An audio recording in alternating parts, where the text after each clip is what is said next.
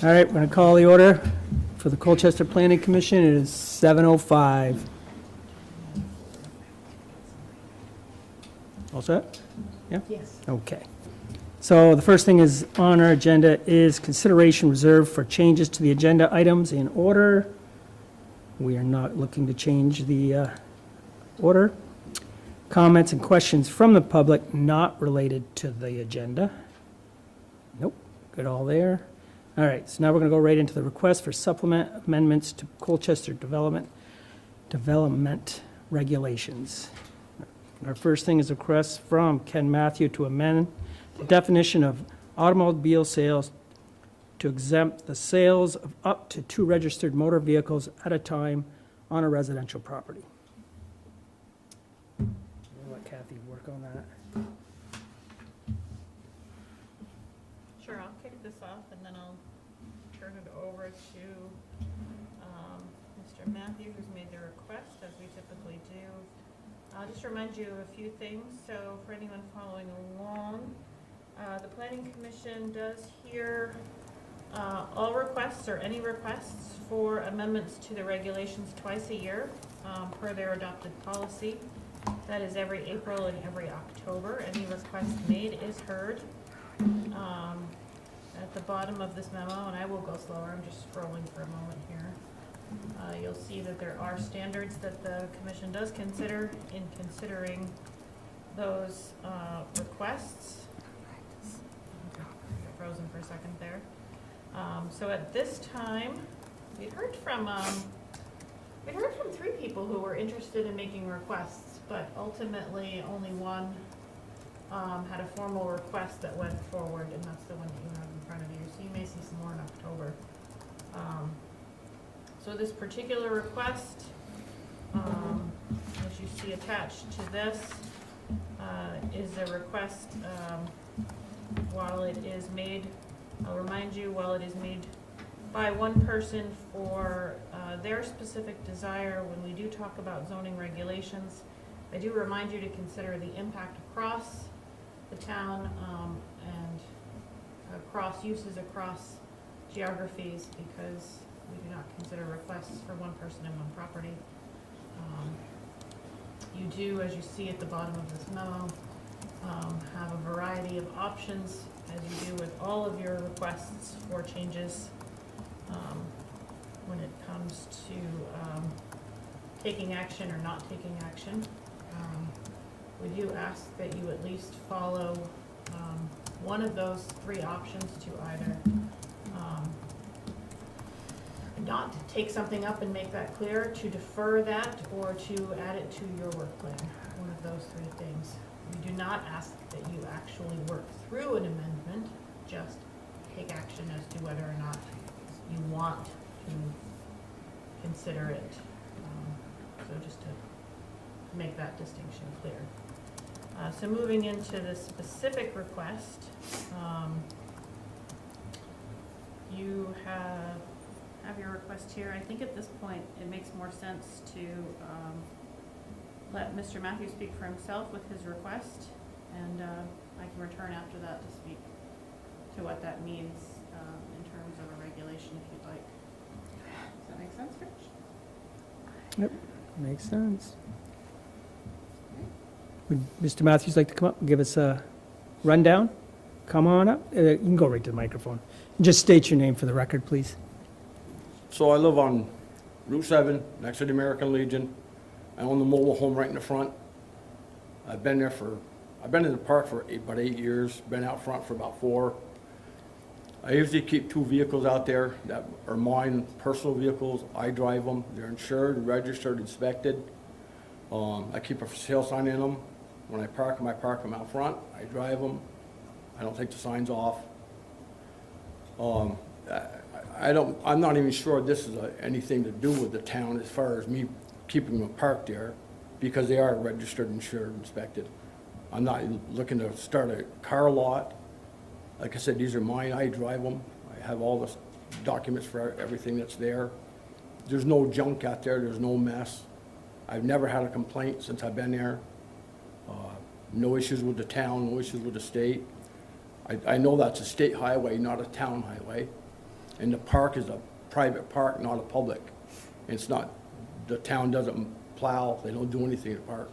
It's privately owned, so I think I fit the right spot for, and I'm not even sure I'm asking for this, for the town to approve it. It's more or less let the town be aware that these are registered vehicles. And I think anybody that has a vehicle that's for sale, I don't see how that would be any burden to the town at all. So that's my stand on the thing, you know. I mean, I know you guys are kind of doing a blanket area of where this could be done, where this can't be done. And I understand if you're in a development or whatever, that's not the case. I'm on the main road, I'm in the front. And like I said, there's not anything out there that's not registered, no plates on it, that type of stuff. Okay, So, I appreciate it. Thank you. okay. So, for Kathy now, the zoning exactly for Mr. Matthew is what? So the zoning in that area, I don't think I listed just because it's the mobile, he's in the mobile home park Right. district. His specific property is, but because the request relates generally to the sale of vehicles, and not to a specific district, and include that, an assessment of what's allowed in that district so much as, a referral to the definition of automobile sales. So what's, for context, the current regulations as adopted do have a definition of automobile sales. And our definition, the town's definition for automobile sales right now says that if you are selling or leasing 2 or more automobiles outside of a fully enclosed structure, you are engaged in automobile sales as a commercial use. And so, in this specific case, but in any case, no matter where you are in town, if you are selling 2 or more, that would be considered, per this definition, automobile sales. Is that 2 at a time, 2 a month, 2 a year?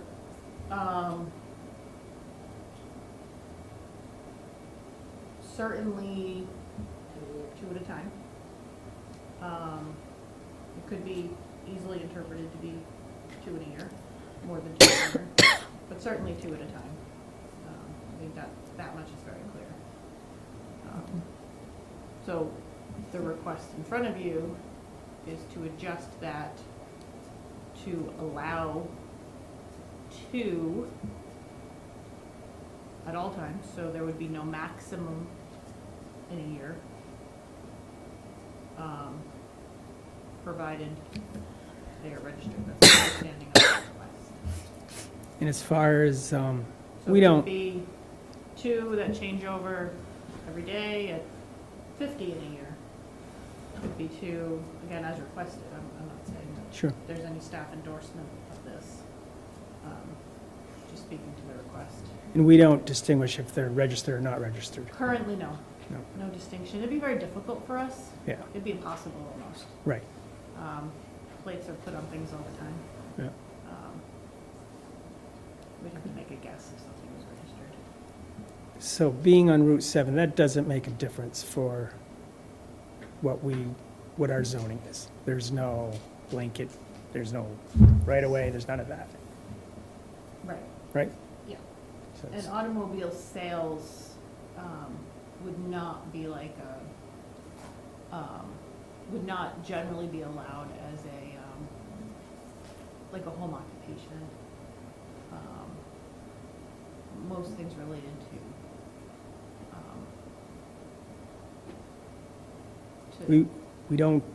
wouldn't consider it, or we just never zoned it as such? The problem with automobile sales is like a home occupation, is you're not supposed to have a visible sign of the business. There you go. Automobile sales Correct, can be very visible. right? So I think it'd be very challenging to permit that as a home occupation. Sure. To residential. Oh, absolutely. So there's no signs, I have no signs, I have no flag on the antennas, there's 0. Right. If you drove by, if if you didn't see for sale under the window, you wouldn't know. Sure. There's nothing out there that says, Okay, that's my number. thank you. Well, I think there are for sale signs in the vehicles. In the vehicle. In the But vehicles. there's no signs out there saying cars are gonna be that. Sure. Yeah. Yeah, and again, I think it's just important for us to note that when we talk about regulations, and the reason, so, and Mr. Matthew did provide us with photos of his property and stuff. I didn't include them here because we try to be very careful when we're talking about regulations that could apply townwide to not get in the trap of talking about one person's property for good, for bad, Sure. for clean, for dirty, for messy. Yep. Because we want to think outside of the context of one property and think of the context of all of the areas it can apply to, so. Yeah, I I did understand. not include those photos, Yeah, because this would, if you chose to proceed with it, would apply everywhere, not just this property. no, I know exactly where you are. I've seen the cars out there. You're right, there's no other signs other than if you're driving by to see the for sale sign. I understand that. Any questions? Yeah, go ahead. Yeah, I just to clarify, what is the zoning? Is it permitted in that zoning? So what is Mr.? So mobile home park is a residential district, so no, it would not be allowed. Okay, so he's asking for a permit to do that. So what he's asking for is not to amend the mobile home park district to allow automobile sales. What he's saying is that this type of thing, selling up to 2 vehicles, does not cross the threshold of being a commercial use. Does that make sense? So anybody in any home, your Right. neighbor, Rebecca's neighbor, Rich himself, could do this in a residential zone or residential neighborhood.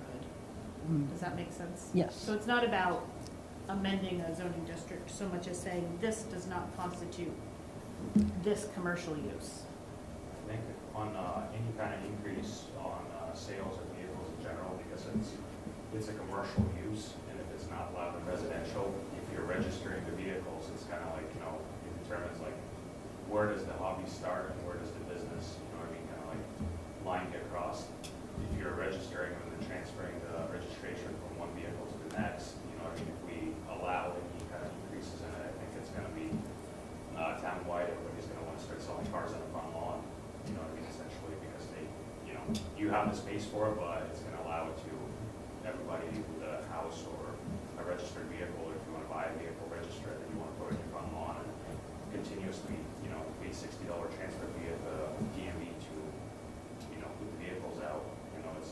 It's a loophole, a lot of people are doing it, but, I think if want to increase the amount of vehicles you're selling, it would be kind of like pertains that you are running a business, in a sense for it, which should be licensed as such and, be in an area where it's permissible under the town regulations. essentially. According to the state, you can sell as many as you want. You can sell 12 cars a year according to the state. No, If you register, no, that's not right. if you register the vehicles, there's no limit, but if That's you're allowed to sell 12 vehicles a year, unregistered vehicles. And again, this is where you start seeing a lot of mini sales hobbyists, kind of pop up throughout, statewide essentially, basically using the loophole, registering the vehicle, selling it, doing a title transfer, DMV for whatever the case is on it. So there's no real benefit, I feel like, to the town on it because it doesn't actually generate a revenue. It's not a business. You're not collecting sales tax for it. And it becomes, like I said, if you want to sell 2 cars at a time, it's kind of pushing it towards a dealership style or a business style entity, essentially. But a couple things on that. Like I said, the state, there's no limit for the state you register them. Well, number one, you gotta pay 6% tax. So if I pay 6% tax, and the next person, or the seller pays 6% tax, no, it probably doesn't come directly to the town, but it goes down directly to the state. So you're paying 6% tax on every single vehicle. You're not doing a transfer of plates from vehicle to vehicle. You transfer, of course, but you still gotta pay tax on them. No, you're applying the tax from the prior vehicle. You still, but no matter what, So you pay it once. That's what I'm saying. It's kind No, of you like a don't pay it loophole this in that. time. you buy one for 5,000, you pay tax on it, you pay buy the next one for 10, you gotta pay the difference in the tax. You pay the difference, but you also show what you sell the vehicle for. Again, not to argue You with it, get a but I tax think, credit on that, yeah. I think that, like I said, I mean, I think How does there's he know a this? place for the sales of them, and a lot of people, if you wanna have a, like, I understand that, you know, like I have cars, I buy cars, you know what I mean? Like I have toys that are rotate every summer, but I'm not, you know, buying and selling them on the front lawn, you know what I mean? To kind of like beat the 12-car loophole for the state essentially. So I mean, if you're going for more than 12 cars a year, that's one a month, you want to increase that to 2 vehicles for sale at a time, it's kind of constitutes almost you know, a business in a sense, that you are selling for business purposes, not for pleasure or because you're driving and you're rotating, so. So for our board, in our world, it's basically, we'd be changing how the automotive sales would work, and we'd have to change for residential use to be allowed to have those changes. So, like Vlad said, it wouldn't be just for you, unfortunately. We'd have to do it for the whole town. So it would make a dramatic change. Right, but I would think anybody that's would want to do it, they'd have to come and get approval. But where they are, what they're gonna do. No. No. Not if we change the regulation. If we- Anybody can start parking vehicles in the front lawn. Once we make it permitted, it'd be part of zoning. That would be our, and then not to say that we wouldn't do it, if people are on board to discuss it, but we'd have to discuss it. What we would do, we'd study everybody, every residential property, and we'd go through piece by piece. This is what we normally do to be fair to everybody, and see, does that benefit everybody? And unfortunately, I mean, you do have a nice setup right there. You're right by the main Route 7. That works out well for you. But there are a lot of places, like in a development, you don't want to end up somebody with a car in their front yard every day with the neighbors getting upset, and then we say to them, you know, we allow this. So, And I understand that in the development, I do understand, yeah, you know, but, like I said, having a registered there, it's private, I'm not everybody. yeah, It's private, tax are paid on, registration is paid on. yeah. And you're allowed to sell them one at a time. You know what I mean, if you're selling them under the regulations. I guess it doesn't make a difference. One at a time, or 2 at a time, does that make a difference? If I kept one for sale there all the time, is that gonna make a difference if I keep 2 there for sale back? I mean, how are you gonna tell me, Clay, right? So one could be there now, it could be gone with it, or nothing could be there because I'm gone with it. But it's still in that same slot, you know? That part I get, but our And reg, if you want to limit it, that's what you're saying, limit it to 1 at a time? I'm not saying to limit it, I'm just saying if you change the regulations, that, you know, the request that you're doing, I mean, you can start, literally everybody can become a, you know, a used cars, you know, dealership essentially out of their household. As long as you're registering vehicles, there's really no stopping to where it can happen. Like I said, your setup is, like Rich said, is, you know, great location, road frontage, you know what I mean, everything else, but, you know, you put it in the middle of a cul-de-sac, you know what I mean, with the increased foot traffic, you know what I mean, you're listing on Marketplace, you got 20 vehicles pulling in and out of the neighborhood to look at, you know, the classic that you're selling, you know, that's not necessarily the best change for the entire residential district in Colchester, so. Right, but again, it's private property, it's not. I'll tell you my concern in this day and age is safety. Is you're on the main drag, so you got people going by, they can pull right in. But if you get into the cul-de-sac world, now you have strangers rolling in and out of a neighborhood. Yeah. And it's a different world, unfortunately. We don't allow sales on our own property of any kind, even if somebody wanted to walk in and discuss it, just for safety reasons. It's unfortunate, but the world has changed in a lot of ways. So again, that would be for the whole town. And it would be, that's one of my concerns would be, honestly, would be safety too. And I understand that. I understand Yeah. that part of having it in the middle of the development. People Sure. I do understand that, but Yep. this isn't what this is. Right. I'm not in the development. Nope. And I understand what you're saying about changing the whole. Yep. If you change the whole rule for everyone, I understand that. Sure.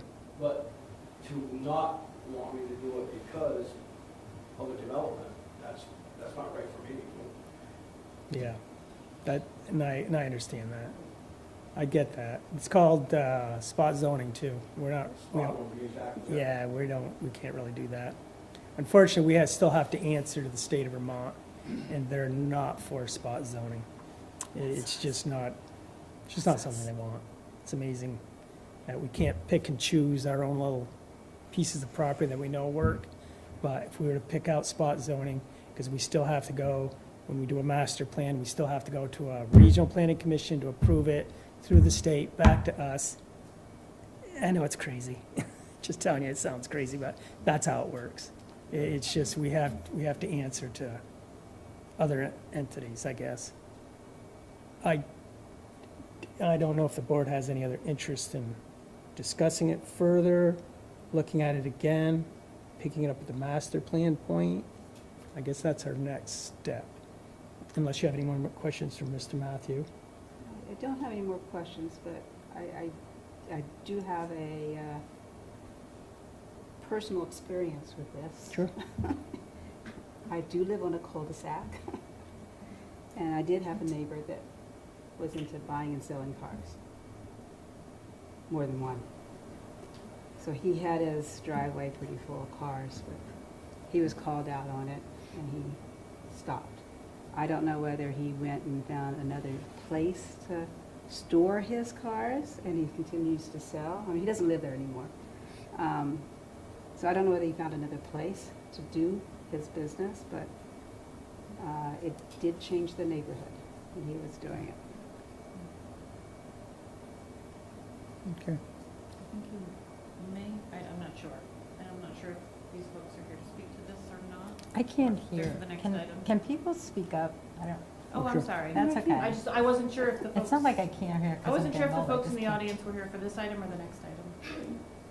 Okay, anybody that does have discussion on this are always welcome to come to the I microphone. do have more thoughts, but before I consume any more oxygen, I Sure. wanted to, Yeah, go ahead. I think I we're, didn't know if you wanted to hear from anybody. No? Nobody has any? I think they're from the neighborhood. no, I think, you're good on what we've discussed so far. You have any questions for us other than, I think we've got a pretty good idea of where we're at? Like I said, I really think we made it clear that the registered vehicle person, are they for sale? Yep, but there's no personal vehicles. Yeah. Okay. You had thoughts on that, Kathy? Oh, no, like I said, most of my thoughts are outlined in the memo, just to give you your options. I do Yeah. think that one thing we've learned from this exercise is that the definition, no matter where you go with this, the definition's not, you asked me the question about how many per year. Mm-hmm. The definition's not explicitly clear on that. I'm always bringing you a list of things to tweak. It might be worth, if nothing else, for you guys to have a conversation as to whether or not you want to clarify that part. Because that's not terribly clear. Yeah, it Or isn't. at least it could be more clear. Yeah, I agree. But now the definition reads two cars. That's the way we're reading it now.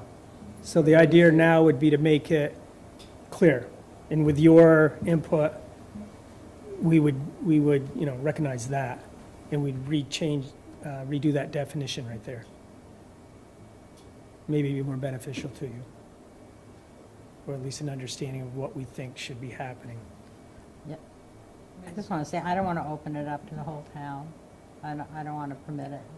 I just Let me think, go down to where you were here. So here are your options yeah, for I s- actions you can take or should take this evening. yeah. I can read them out loud for anybody in the back who's like, why do you have such small writing here, Kathy? So you can review it for possible inclusion for the next supplement. We are working on a current supplement. Well, you can table it to another time. Hey, this is something we probably want to talk about, but not anytime soon. Or you can say, terrible idea all around. No. Just take it off the list. I personally don't think it's a terrible idea. I do think we should finish up the supplement we have now without including this at this time. only because we got stuck down in a state mandated map exercise, unfortunately. And it's taken up some time. Any thoughts on that? I don't know if terrible is the word I would use, you know, because I like it when people can make a business and earn money and stuff, but I just don't want it for the whole town. I don't want neighborhoods, you know, we No. have a lot of little neighborhoods around here, and I don't want people, like, traffic and people don't know, you know, there's a lot of, especially around Airport Park, you know, there's a lot of, it seems cars getting broken into, and Yep. I just don't, I wouldn't want it to, because I think it changes the character of the Yeah. neighborhood. What I think I would like is a clear definition of what we allow than what we're looking at. Okay, That's what I think. Yeah. Not so much opening to the whole town, just yeah. clarifying so we don't have questions. That's A? That would be B. I'm hearing from Rich B. Yes. I'm hearing from Sarita either C or, And we wouldn't discuss that, Sarita, at this time. We would table that Okay, after we get done with the supplement. okay. We really need to finish So up. what more information would we get? if We probably would look at the state, what the state allows, Okay, and see exactly what's out there. and could we get neighbor testimony, like just to hear? If we wanted to, sure. Okay, But just changing the definition yeah. would not restrict it anywhere in town. Anybody could do it if we change the definition. No, not if you're not zoned for it. Well, It would just make it clear. if you changing the definition that it's no longer a business if you're selling 2 or less, let's say, you're making it You might you're want not to making make it a it, commercial. yeah, you could make it 2 per year. It doesn't say that. It just straight says 2. Yes, but according to Kathy, it could be 2 in the yard at one time. Right. But by definition, right now, it does not limit it to how many per year. And there's also, if you want a table that kind of restricts the sale of automobiles in general, you know what I mean, 99% of Colchester. yeah, and I think historically. That's what I'm saying, if you change the definition to allow 2 or less, which is what the request is, then you're opening it up to the whole town. My understanding, okay. Yeah, everything's part of the whole town, no matter what we discuss. But it's no longer an automobile business, so therefore it's taken off that table and it can be applied to any district, is what I'm hearing. Okay, so essentially, right now, you can sell 1 car, Yes. and you're not considered automobile sales. There's That's, some potential debate as to whether or not that's per year or not. But certainly not more than 1 at a time. that's to allow citizens to be able to Yeah, sure. sell their cars, buy and sell some cars. Yeah, you don't want your personal use. Subaru anymore, you can park it out front and get rid of it. And we may not change anything. That's the discussion in bringing it back. And, you know, so I think, you know, Vladimir summarized it very well, like where does it cross from normal household behavior or even a hobby to, you know, becoming more of a business, and that sort of question. You know, normal household behavior, I assume when this was written, it was trying to recognize, what does a normal household do? Normal household may very well sell a car. Not, you know, not everybody brings it to a dealer to sell it, you know, or waits till it Right. goes to the junkyard. So where does it cross from normal household behavior as part of a normal residential activity to being a non-residential activity? You know, that's how a lot of our stuff is broken down, residential activities, non-residential activities. And it's, you know, it's to you to decide what's a residential activity and what's a non-residential activity. And as drafted here in our current regulations, 2 or more is a non-residential activity.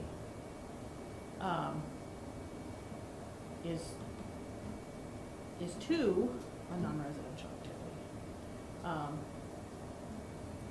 So you could take it up and discuss it, say, we think it's working fine, we don't want to take it up. Or we'll take it or leave it. I'll get rid of the word terrible, because I agree with you, Sarita, that's not a good word to use. But yeah, So what do you think? working I fine, know, don't does he need have to another change question? anything. Oh, go ahead. He's You're reading. absolutely. So the way I interpret this is that you can sell them, it doesn't say that you can. It does say that you can sell them, 2, it doesn't say how many, you know what I'm saying? 2, it didn't say you can sell 2 consistently, or 2 a year, 2 a week, 2 a day, it only says 2. Correct. So my interpretation would be 2. I could, as long as I have just 12 there, I'm good. No, No, that's not what it says right now, yeah. Not quite. Well, that's how it's read. no. It becomes a business if you're selling more than 2. 2 or more. 2 or more, you are a business. Okay. Okay, So you can sell. So if there's one out One. there, there's no initiative. That's how I read it. 'Cause we Again, don't, we're not here to play zoning administrator in know. front of the planning commission. We're only here to discuss the, right. yeah. Yeah, so we're policy. And we can certainly have that discussion offline, but, Yeah.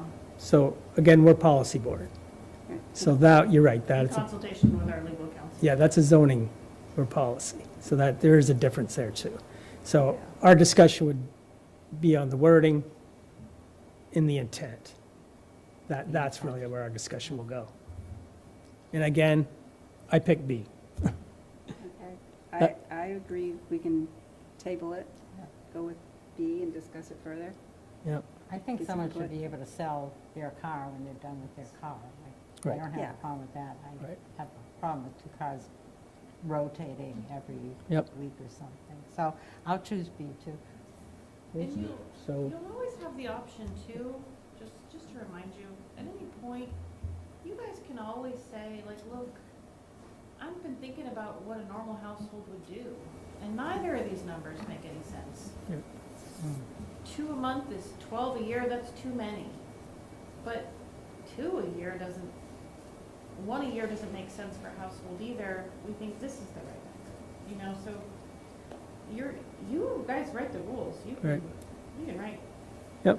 what you want. Yep. You're not stuck with what's requested. You're not stuck with doing nothing. yeah. Um, So, do we need a motion? We should Are have. there state rules I that think I saw override? some hands, I don't know. Sure, come on up.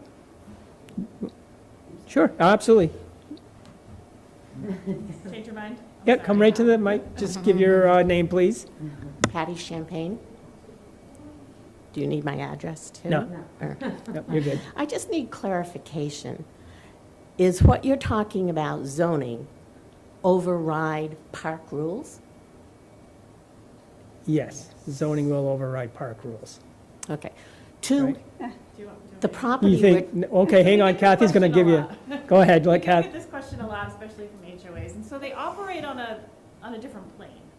And I'll answer this because we do get this question a lot. So they do operate on a different plane. So in many cases, they override, but that doesn't mean that we enforce our rules, and a park is allowed to enforce its rules. We just don't enforce a park's rules for it. Does that make sense? Yeah, So if a park has rules, whatever they are, we will not preclude you from enforcing your own rules, but we will not enforce them for you. So if a park says you cannot have fences, and we allow fences, we will still permit a fence. Does that make sense? Yeah. So we're not overriding your rule, but you still have the authority to not allow someone in your park to have a Okay. fence. So different planes, but they can both operate. okay. And two, I don't know how many of you have seen the property we're talking about. It's not on Route 7. It's on South Street. In order to get to it, you have to go through an intersection. You have the American Legion coming out, and you have two entrances into the park. I've been hit by his house, almost hit, several times because of people standing in the middle of the road looking at several cars, not two. I counted up to 6, including 2 that are parked at the American Legion with for sale signs on them. He has 2 driveways. One has 2 cars in it, which are both for sale, and the other one has up to 4 parking on the lawn, which is also against our rules. But so what I'm hearing today is not the truth. That's all I have to say. Okay, thank you. Well, let me comment on that. First of all, we have a speed limit in the park. She comes to the park, she doesn't slow down. Oh, wait, nope, that's stepping over. We're a policy board. Okay. You're getting into a whole nother world. Okay, so let me Thank you. back up then. So as far as the park goes, before the park became over the park, when Mark Brault owned it, he approved me to put a driveway in the front. He approved me to sell cars in the front. On the back side, I have no limit. He never said it. Most driveways have 2 cars, they have pavement for 2 cars. When he owned it, I never had that issue at all. When the park was purchased by all of us as a co-op, at that point, if everybody there knew what I was doing, it wasn't a secret, it had been going on for 4 years. At that point, if they didn't want that, when it became a co-op, they should have said then, no, we're not comfortable with this. Nobody said anything. Everybody in the park, there's only a couple of people that there's an issue with it.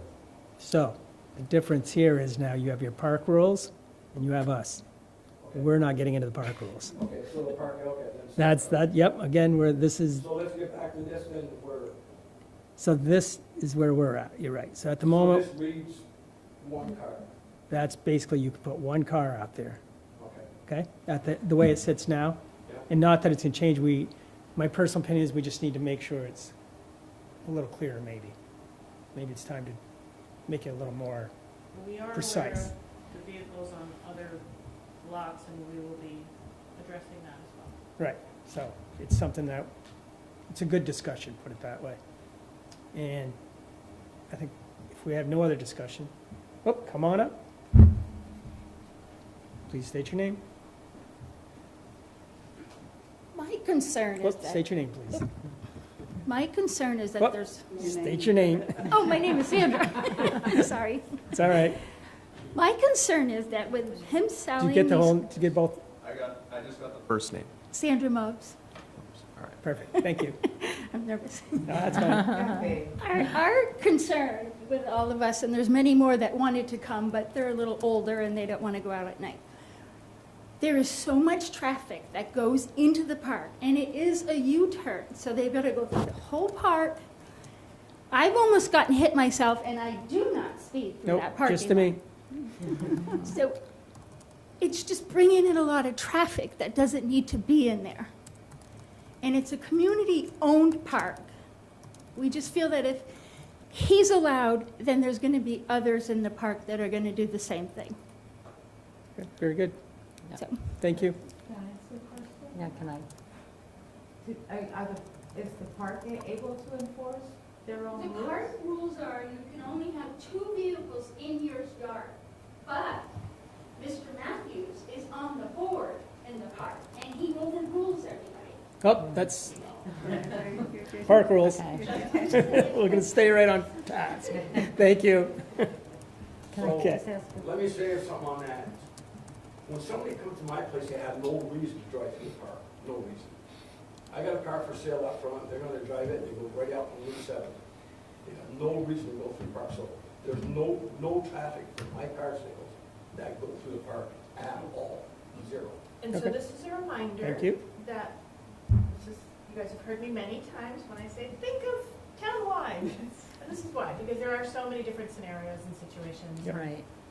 Whether we have the perfect scenario or the absolute worst scenario, there are many different scenarios. And so, precisely why I didn't bring pictures, because I want you to think broadly, Absolutely, and not specific to one locale. absolutely. Can I ask Kathy? But is it safe to assume if this happened at the end of a road in a neighborhood, that the chances of the traffic would increase?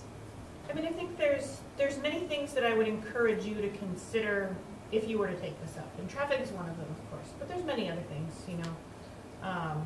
You've got, as with anything, you've got your traffic, there's a lot of different impacts.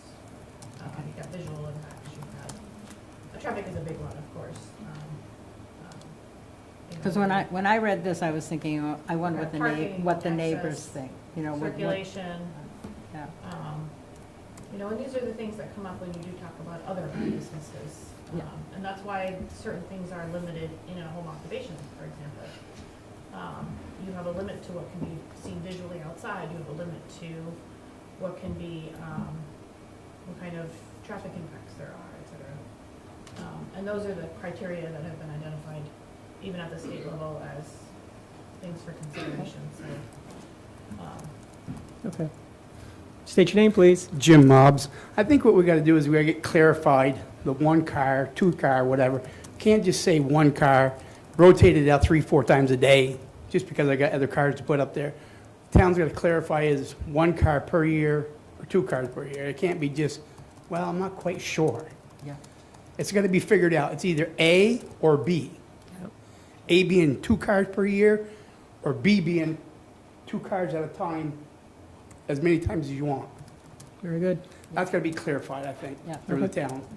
very good. Thank you. That's what we're talking I about think we doing. clarified that with Yeah. one car. Right now, Per that's, year or per That's just period. hour? I got you. Yeah, We'll report back to you. okay. Yeah, so, do we have anybody else who'd like to, no? Okay, so I'd like a motion. Okay, I'll make a motion. Thank you. Sounds like we want to do B. So I make a motion that we table the request for a later time. I need a second? Second. All in favor? Aye. Motion passes. So that'll be our future. We will just have a discussion on that. You're all welcome to come and again, give your opinion. We appreciate everybody here tonight. That's If what you makes this would- happen. Do you mind if I? Go right ahead. Sorry, should I ask you permission? No? If you'd like to leave an email address on the sign-in sheet, if this does come up again, I don't anticipate it'll be anytime soon, but you're welcome to leave an email. We'll put it in the file with the minutes, and you can be notified if it comes up again. Okay, so in the meantime, is he still allowed to have multiple vehicles out there? In the meantime, No, just one. you can call my office during regular hours, and we can talk about it as part of our regular business, but probably not part of the board business tonight. My name's up here, and my contact information's on the website. Try to get me past 8 a.m. tomorrow. Okay, thank you. All Thank you, right. thank you for coming out, Thank you. all of you. Yeah. All right, we're gonna move on. Thank you. All right, now we're gonna have a continued discussion on Act 181, Regional Future Land Use Map, Regional Housing Targets. Yeah, yeah. Let's just call it 5 again. Yeah. I'm good. Thank you. Okay. Right. Do you want to take care of Thank this? you for coming, Yeah. really appreciate it. You guys okay, or do you need a escort, or? Your name, I'm sorry, I can't see the screen. Oh, I'm Kathy LaRose. Okay, thank you. Are you okay? Yeah. It's nothing that we don't deal with every day. Do you want any escort or anything down? No. I need rescue. House needs protecting. He's already attempted a couple times. I'm sorry. If you need anything, let us know. Thank you so much for listening to us. Thank you.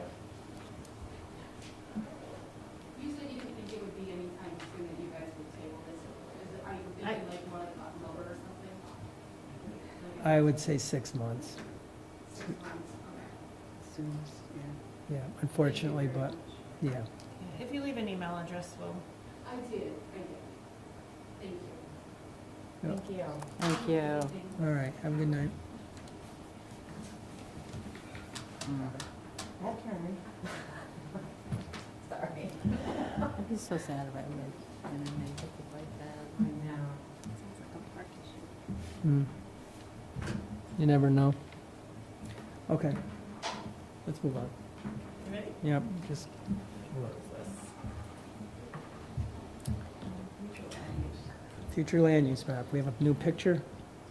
Yes. So the one I saw won't be the one you show us I had a lot tonight. of links in here, Yeah, a lot of attachments, some things didn't have attachments, so you have to. because the one I use saw in links. Front Porch Forum did not match. There's like 18 versions Yeah, out there, that's what I so thought. the one on Front Porch Forum did not match the one I sent you? No, For real? I didn't even know it was on Fort. I didn't compare them. no, because you had one in, they were still in, this one still has something in the bay. I don't believe theirs had anything in the bay. I thought they moved it up to the town offices. They did, they moved that one. It is in ours now? Oh, maybe I missed it. That's the Mazas and the Sorry. shopping center. They had one here and they moved it here. You can't really see it because 127 is Alright. hiding it. All right, that's why. I did not notice that. Okay. 127's hiding it, so I think, I did not see, I'm not on Front Porch Forum, so No. I was not. I just clicked on the link, I believe. Yeah, it's hard to see. They should move that 127. Yeah. So, All right, why do they even have that one? They don't have any of the other. would you like to start with the map? Yeah, Or let's the targets. do the targets. Let me give you a little Have summary. a discussion on that first. We've done the It's map. also helpful in case anybody's following us Yeah. at home. Yeah, Give you a absolutely. little intro. Okay. And to just catch you up, because it's been a while since February, temperature hasn't changed, but the weeks have flown by. So as you recall, we had 2 meetings in February to talk about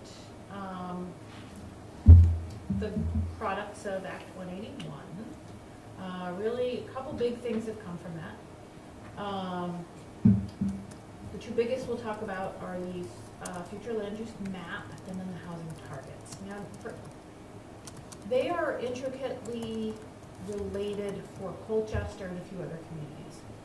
That's not the case for every community in Chittenden County, and that's important to keep in mind.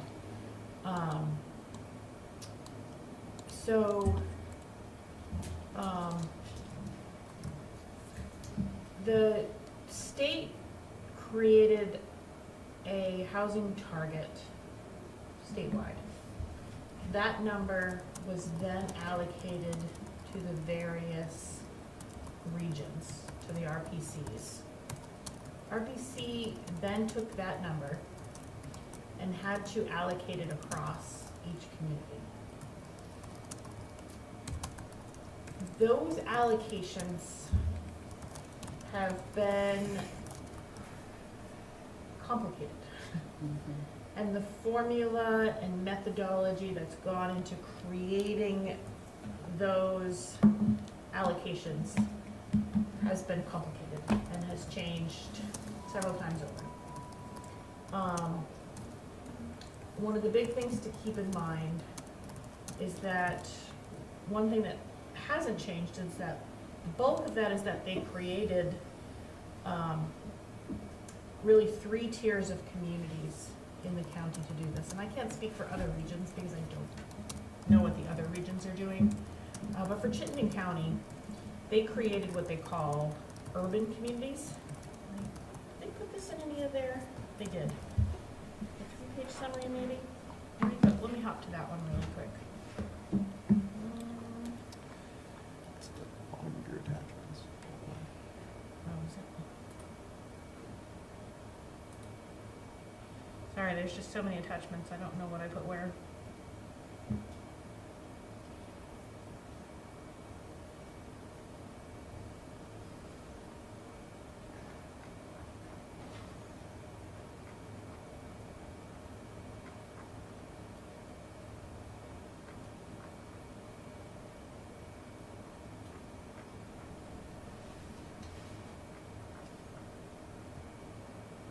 Ah, here we go. Let me make this bigger. So, I don't think we talked about this a lot when the folks from the RPC were with us. And then this will feed back to the map, because this will kind of tell you why the map has a role.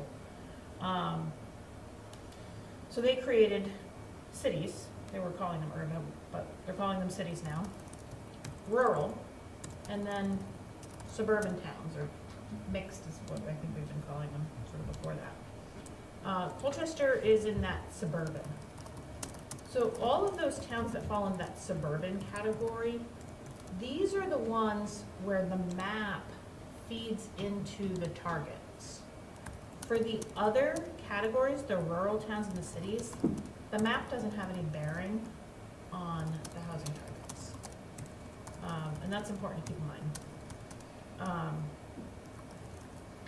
For Colchester and these others, they assigned a certain number of that regional housing target to that pot, that group, our little team of suburban towns.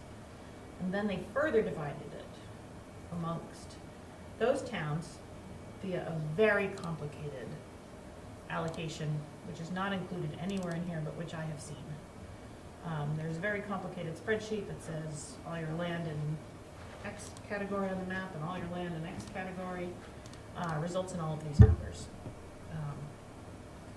The result of all of that, with all of these changes, and that's why I kind of asked which version you saw, because things were changing right up until the Friday that I sent this out. I saw these numbers for the very first time on Friday. These numbers, I saw other numbers before that. Were changing drastically. Because there were not as many towns in that cities category originally. There were only 2, which meant that there were higher numbers that were given to others. Because this formula is so complicated, and I think that this is important to share with you, not to alarm you, but just to sort of give you a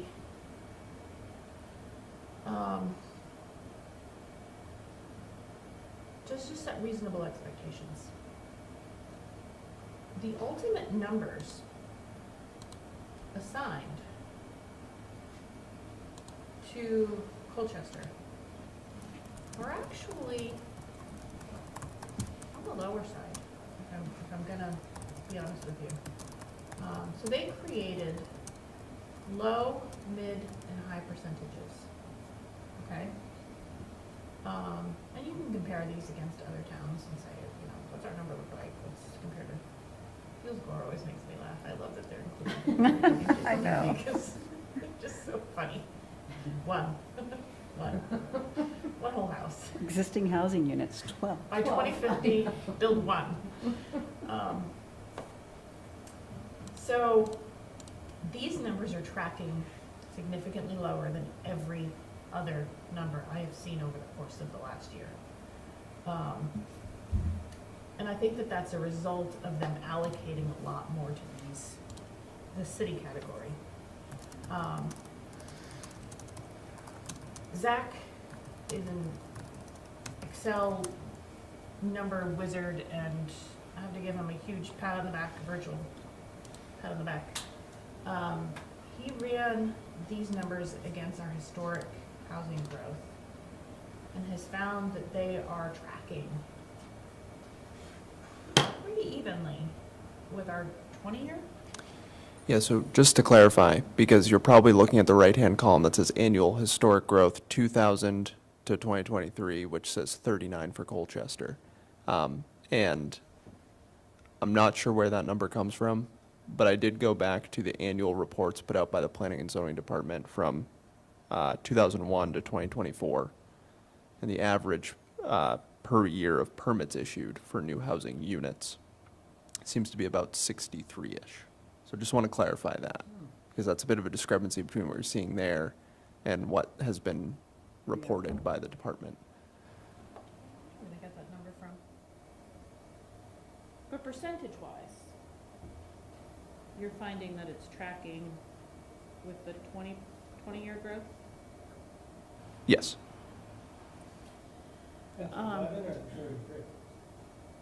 In the mid-range. In the mid-range. So, what that means is that even though the state has sort of issued fairly aggressive aspirational, word we hear a lot, housing targets for the state and the region. And to be clear, Chittenden County was assigned a very high proportion. Oh, yeah. If you look at the other counties, like, they're like, here you go, Chittenden County. That Colchester is not given a higher rate of growth is interesting. If we hit a high number, we're sort of overshooting. And I think that they're not gonna be hard targets to reach, even without massive investments in infrastructure. If there are investments in infrastructure, they're even easier to hit. Now, I had mentioned before, sorry, I know Sarita said she couldn't hear me very well. Thank you. There's a couple things to keep in mind with these housing targets. Because the pot, keep referring to it that way, the size of the pie isn't changing. The pie is the pie is the pie. The number of Skittles in the jar is not changing. If one community says, we don't want this many Skittles, they still have to stay somewhere in the jar. If they're coming out of somebody's pocket, they're going into somebody else's pocket. This is a draft allocation. So this is just me tempering that to say that these are draft, and when I say draft, it's draft with a capital D-R-A-F-T. Because there are some, I would say aggressive, aspirational, we use the other A word, numbers for some communities. And if those communities have a meeting like you're having right now and say, absolutely not, change the map if they're in the map bucket, or go back and talk to the RPC and say, no way are we bearing this amount of responsibility. Again, those numbers aren't going away. The pie doesn't shrink. They just get moved. How they get moved remains to be seen. Maybe they won't get moved. Maybe everyone loves their numbers. Maybe some people even say, give me more.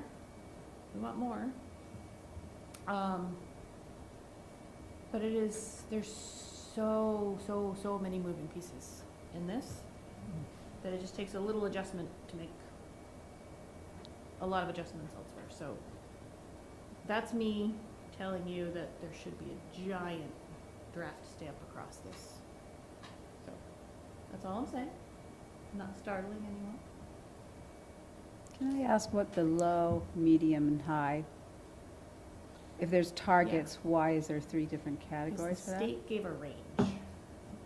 And the range that they gave, so I gave you guys the housing report back in January or maybe the February meeting.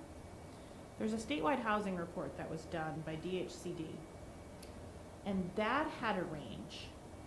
The range was much tighter for the 2030 estimate, which I don't even think they included here. In 2050, it gets a lot bigger. And the reason for that is the bottom end of the range is like, here's a healthy vacancy rate, right? And the high end of the range is them saying, here's, if we want to house everybody, we want to make sure the unhoused are housed. That's that high end of the range. That's kind of, I'm oversimplifying, but that's the range. The low is like, let's achieve a semi-healthy vacancy rate in the housing market. And the high end is like, we're housing everybody we want to house. And this is the number of units we need to do that. So that's a very high number. And so it's a huge range statewide. I don't know the number off the top of my head. But that's why there's a huge range there's a huge range at the state level. Huge range at the regional level, and still big ranges for each community. But it all bears from having a big range at the state level. If you're into numbers, read that housing report.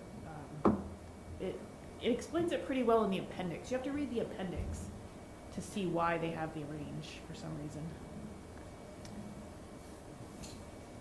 Can I ask a question? Yeah. Is that all right? How does this track with the grand list? Like, I'm assuming that with, let's say we went for the mid, that addition to our grand list, would it keep taxes lower and we would be able to maintain the same amount of services? Or would it, just deal with inflation? I mean, I think the way we keep taxes lower is we increase the grand list. So I'm Yeah, just trying to how this plays out. I don't know, Sarita. I think that's a good question and maybe one that I could pass along. Obviously, this doesn't consider what those units are. Mm-hmm. It doesn't consider whether they are single unit, multi-unit, whether they are high cost, whether they are low cost, whether they're affordable. They're just units. Mm-hmm. It doesn't consider how quickly they are built. It doesn't consider whether they are owned, rented. It'd be nice to, I mean, it'd be helpful for me to hear some different scenarios, with this many units, 2 people moving in, a senior, just like kind of understanding how we meet the needs of our elderly, our growing demographic of elderly people. I mean, I'm hoping we can be somewhat strategic about what we do allow to be built, to be able to match up, with the future. Yeah, I'm happy to pass that along. I know that, of course, the folks in our town administration are probably keenly more attuned to that than I am. Yeah. And I'm sure a lot of it also has to do with pace of growth. Yeah. Pace. Mm-hmm. If you build all this in a few years, it's very difficult to keep up with. Yeah. If you can spread that out a little bit, it might be easier. Mm-hmm. I'm not an expert on that in any way, but obviously then there's, an impact on the school system, for better or worse. And they always have we need more, we need less. So they're saying we Yes. have 7,673 now, so when do they start counting that we're adding the 1,000, let's say, 697? When does that begin? Yeah, So it counts towards... that's a good question because we have some units that will probably be coming online in our growth center in the next No. 2 years, and I'm kind of like, slow down, we need you to count. I'm just kidding. If you're I was thinking the same thing. I don't know when they'll start counting, Okay. but I can ask. Okay. It's, just... Fun fact, they are whatever. changing how they are counting. They'll start to use E911 addresses Mhm. as part of tracking this. And there's a map, I think, that's going to be available, or already is, that you can view on the RPC's website. I don't know if it's part of like data shaming or what, but there's going to be a map where you can sort of like track progress. I know it's like how well everybody's doing. I don't know if they're going to have like gold stars next to certain towns or not, but Yeah, but I mean, how as a town are we going to encourage development for housing? I mean, usually developers come in and they do their thing, they do their marketing and everything, and they're the driver. How is the town going to be the driver? I don't know, and that's a question that every now and then there's questions in these inner circles about whether or not carrots and sticks should be included. And my personal, semi-professional opinion is always to slow down on that, because there's a lot of things that are outside of the control of the town bodies. And so the idea that we can pull out just carrots and sticks and make things happen, I think is a bit of a disillusion. There's certainly things that we can do. We can change some zoning, but I think that by and large, when you talk to developers, sometimes they're pacing things for a certain reason. They don't want to build everything up front. They need to establish their profits year after year. They know that interest rates are high right now. They're not gonna build this year. They're gonna wait, hopefully maybe next year things are better. I'm not gonna even talk about the TRF word right now, but that might be impacting building this year. So there's a lot of things that go into things that are well beyond the control of planning office, the select board, the town administrator. Infrastructure, everyone thinks we'll just put a sewer line in. Mount Bay Sewer was between 16 and 18 million dollars. And that's 200 and something homes. I mean, it's not as cheap as people think it is. So it's more complicated. So I think you ask a very, very good question. And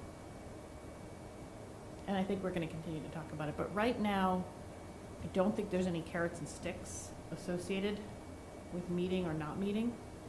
And my position is going to be that there shouldn't be, at least not right now. You know, we all are gonna do our best, but there's a lot of stuff. I mean, if you look at our map, and we'll get to that, I know I said we'd start with that, but if you look at our map, you see that there's, planned growth areas at St. Mike's College.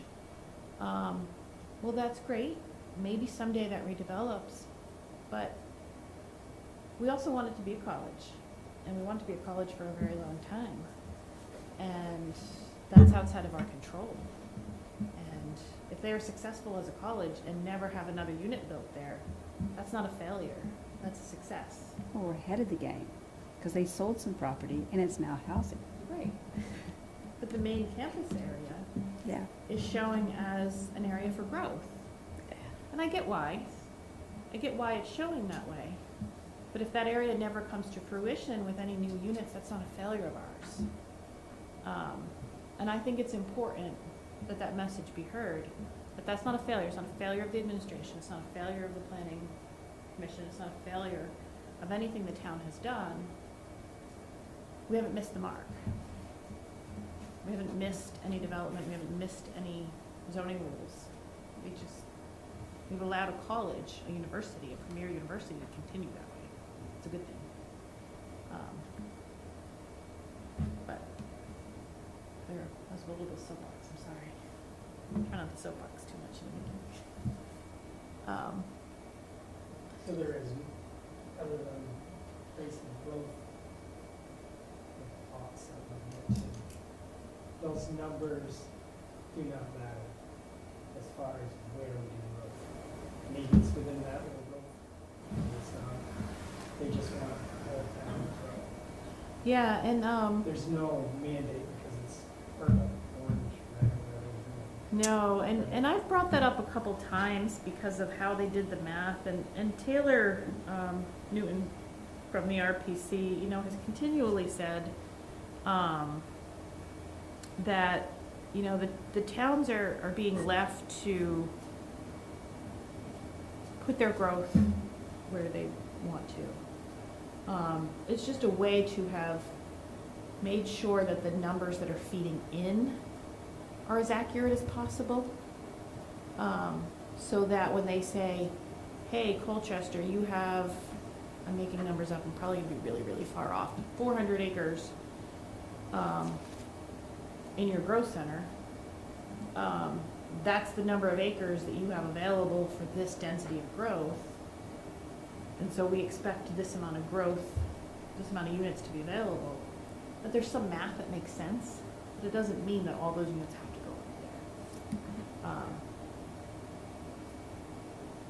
And so I think that, that they're spot on in saying that. And you can sort of see, and then doing this, what they're trying to say. I mean, I still think that this is really teeny tiny, but I'm not gonna complain. I'm gonna keep my head down, not let anyone play whack-a-mole with us. 3.8%, I mean, what they're real, this is textbook, smart growth, anti-sprawl. That's a very teeny tiny bit of numbers to our most rural areas. They're saying, I mean, this number actually comes out to slowing the rate of growth in all of those towns. So they took the current rate of growth in all of these towns and they decreased it. Yeah, that's what I said. I made that face too, Wendy. Mm. So like, let's just say Westford's been growing at 1.2%, they halved it. I said, Westford, slow down. Wow. Which I thought was interesting. Mhm. Because I thought they would at least maintain a steady bit of growth if we're trying to house everybody. But they didn't. They slowed it down for all of these towns. Wow. Yeah, I saw Charlotte there too. I thought, I know. oh, Yeah, there's some chat about Charlotte. Charlotte, was interesting. Interesting to see land there. I think it's because it has like no public sewer at all. They have like 10 acre down to car lots. Do they? Yeah. yeah, but I mean, it's, But they don't really fit in with the rest of this. does that mean we can make 10-acre lots? But I don't know, Charlotte and Underhill are pretty similar in character, I think. Yeah. So it's interesting. I think Charlotte ultimately ended up there because of its lack of any sort of sewer, I think. Well, the only two sewers that we have, except for the growth center, is commercial and the bay. The And bay bay's not can't, open the for bay can't business. expand, so. Yeah. I wonder where they got that number for Winooski. I don't know where there's room in Winooski. Oh, this is because it's urban, they can go up, which is what they do. They're pretty That's what psyched they've been about that doing. number, actually. Are they? Yeah. I think it's a lot of redevelopment. Oh. It is interesting. Winooski is very small. It's a square mile, right? Square It's very mile. small. Yeah. And all those new buildings like butt up to the road. It's They're like- using every inch, right? I know. They keep building. I know. It's just- You're gonna be always in the shade when you walk up and down those streets. It's interesting. But yeah, I guess they've identified enough land for redevelopment. There's not greenfield. I don't think there's any greenfield. But definitely enough land for redevelopment, I guess. It's very interesting. They're psyched about it, so good for them. Any other questions on housing targets? Do you? I just think it's funny how they are like redoing the entire education system in the state of Vermont using numbers that we have right now, redistricting, and by 2050, those numbers are gonna skew so badly. I don't know, it just seems like. It's true. Oh, yeah, what's the county total? 73,000. Look at South Burlington alone. Yes, we're gonna close down schools, take. Oh, they don't put it, so. Not so much in Chittenden County. So here's the. Not so much in Chittenden I don't think County. it's even gonna touch Chittenden. Yeah, we'll Yeah, probably so- get redistricted, but here's we the won't be high closing number. schools, I don't think. So you'd add another 47,000 households by 2050. That could be a lot of kids. Could be. That's just Chittenden County. Yeah. But yeah, you see that range, 15,000 to 47,000. That's that big range you were talking about. I don't know. Do you want to go to the map? Sure, Yeah, so let's go that to was fun. Go to the map. Just I like scroll up visuals. slowly, see if there's anything more. First thing I looked at. Give you guys It's a pretty. lot of stuff. Anybody ever hear of Walnut Ledge? No. That's a neighborhood, according to this. In the condo neighborhood. Making stuff up Right about now. Clay Point. Oh, yeah, it must be a new Ledge. condo neighborhood. They have good names. Apparently it's a thing, but I think of it as North Oh, Harbor. they said Yeah. that they got some, I don't- they weren't happy about this map either. Some of This the map? base- Yeah. We talked to them about it because there were some weird things on here. Yeah, I thought we kind of talked to them that we had a town plan, and that has our neighborhoods in it. Yeah, it was kind of weird that they had some, it like auto-labeled some things. Yeah, and I like think Mallett's Bay, I wouldn't, where they put Mallett's Bay, I don't consider that Mallett's Bay. Yeah, I think it auto-labeled. I don't think that they chose these things, and I think given the shortage of time, they didn't prioritize. Yeah. AI'd it. They didn't prioritize, going back and, it's so, it's big too. Yeah, Walnut Ledge. it's like, it's the prime area to be. What'd she say? I'll get to the Prime interactive area one. to be. When- I'm just trying to see if, I didn't even notice that. That was the whole area. What do you want that?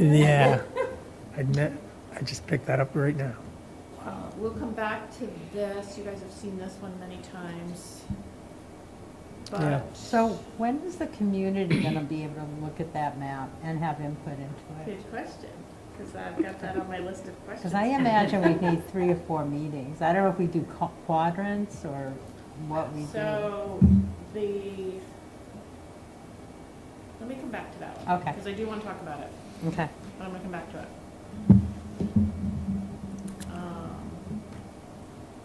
You've seen this one a million times. Alright, let me get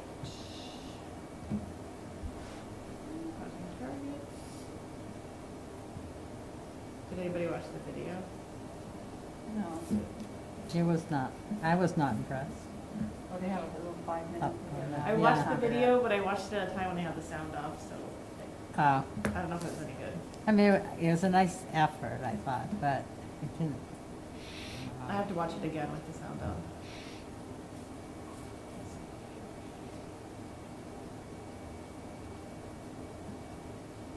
Enterprise area. Knowledge. I don't know. And the whole assessment thing is like concerning to me.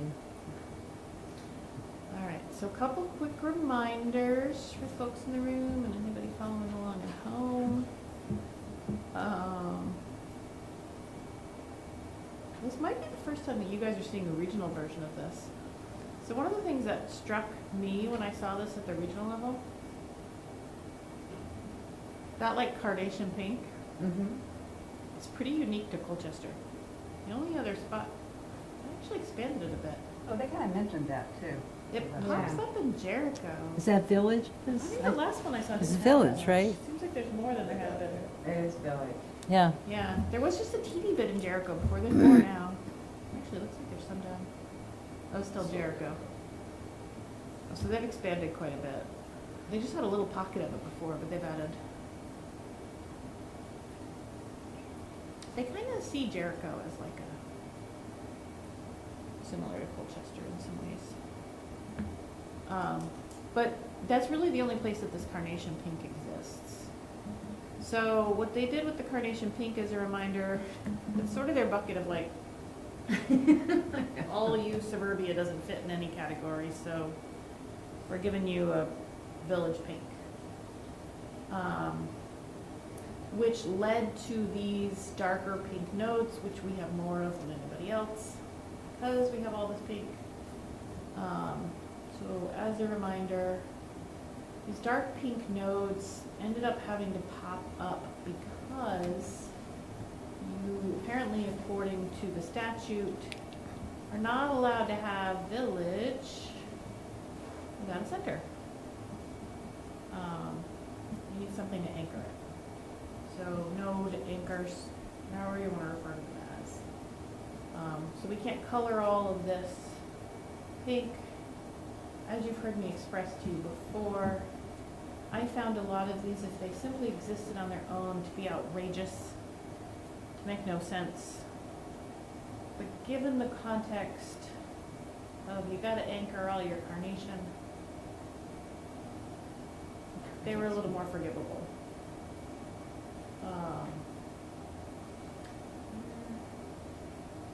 Here's your colors. And they just made up that new one, didn't they? The last meeting we had with them, the one that's with the rec center. Oh. We moved it, Yeah. right? Yeah, because it was down here at the bay. Yeah. And your feedback was to move it, so they did do that. Do you like it? Well, Yeah, I thought they were better gonna than include the that. post office, but I guess it's a little harder to do that. Yeah, We'll start included- here, since you guys brought that one They up. included the housing there, but they kind of said, oh, we can kind of include the housing area here. But I thought they were gonna go over to the post office, because that's another community activity. But they seem to indicate that they were trying to keep them small and tight. I don't know if there was a statutory reason for that. Can you remember? I thought Winooski was like straight down, straight, they just did like a mile straight this way and a mile straight that way of all that purple. It goes right down Main Street all the way, it goes all the way down Mount Spey Avenue, at least the last time I saw it, maybe it's changed by now. That made the whole thing a center. Yeah, Yeah, but that, I believe that's planned growth area, Winooski. Different color purple. Different color, purple. There's a lot of purples. yeah. So they kind of. Honestly, I don't know why they just don't go from Warner's Corners right down Prim Road. That would make more sense to what they're trying to accomplish, and why that property, that purple that we're looking at right there, you're right, why doesn't that go all the way to the post office? Because that's the last real sizable piece of open land, if we're looking for growth and Well, we can ask them. gotta get out of Act 250, Since you're because that's already all typing, do you R2, wanna start a list all the way of across. Feedback?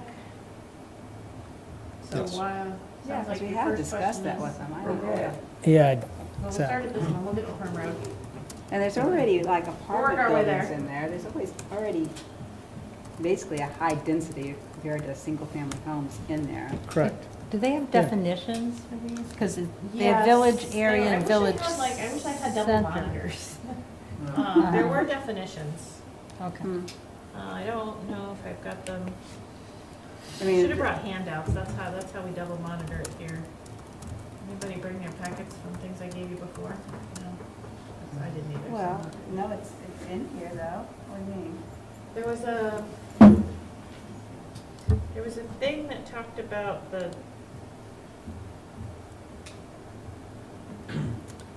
what the different statutory definitions were. I don't think it was in this Dropbox. They have it for January. Yeah, January? yeah, January, February? yep, January one. The January one? I think so too. It was the very first time we got schooled. That was the first one? Yep, they went through one by one, explaining.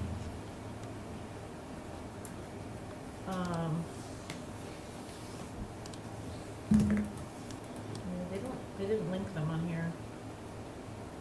There was really no difference though between like the center and the village as far as like distinctions for like the benefits on it, how they were like attached, I guess, or not attached. Those I think I have. And wasn't it trying to drive the whole tier thing too with that? Yeah.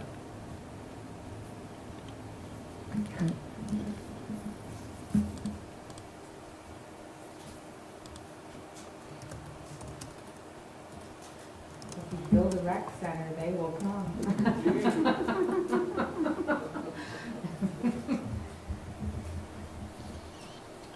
I can't find it.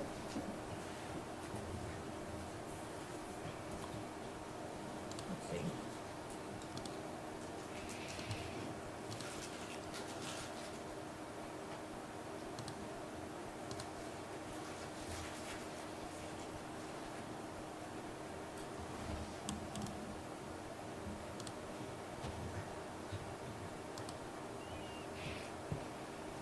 So, do you want to know exactly where it is? Yes.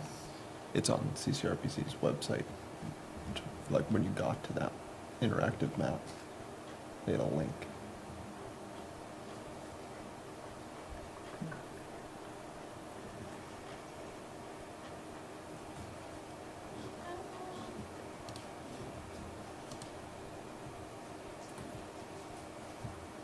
You're on the right page.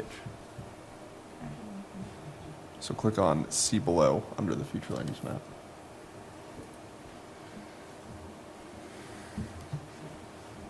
Are you scrolling? No, go to the top. Okay. Top of the page. Oh, you're getting You don't need to go to the top anymore. Where it says detailed list. Detailed list is the document.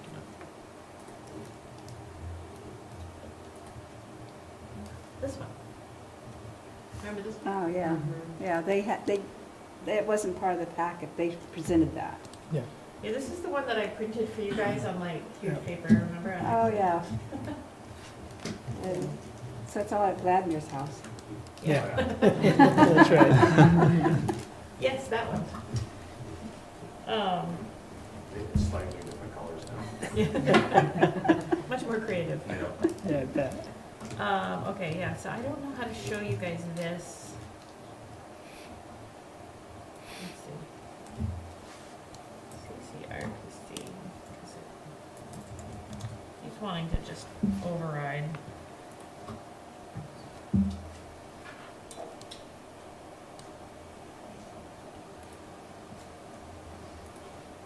When I open things, so I'm gonna open them in different tabs.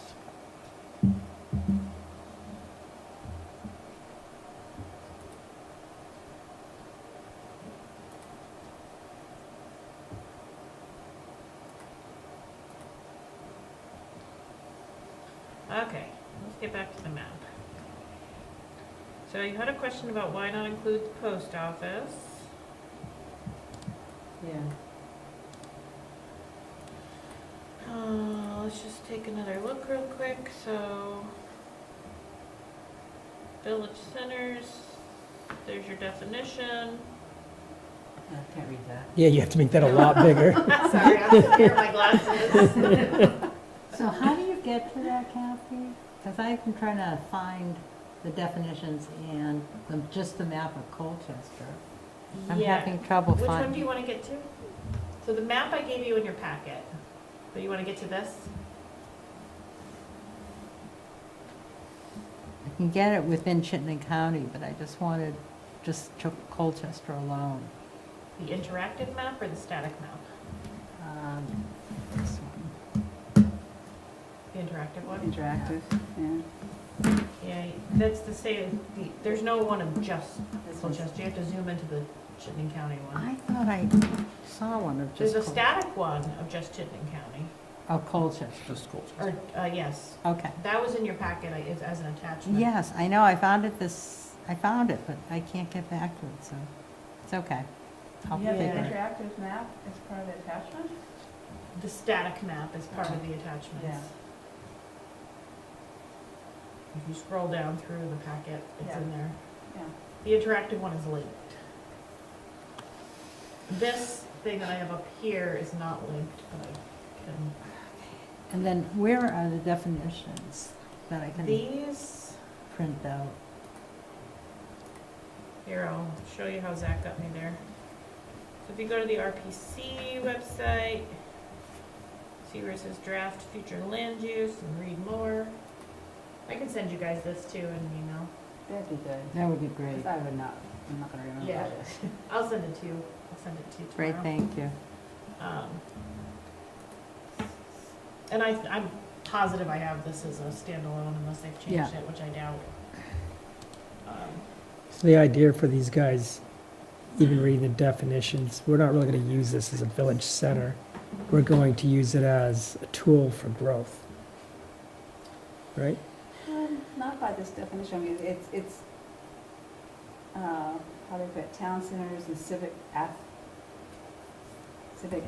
economic activity and civic assets. Right. And that's where I see the town offices, the post office, the other areas where shopping centers are, the grocery stores are.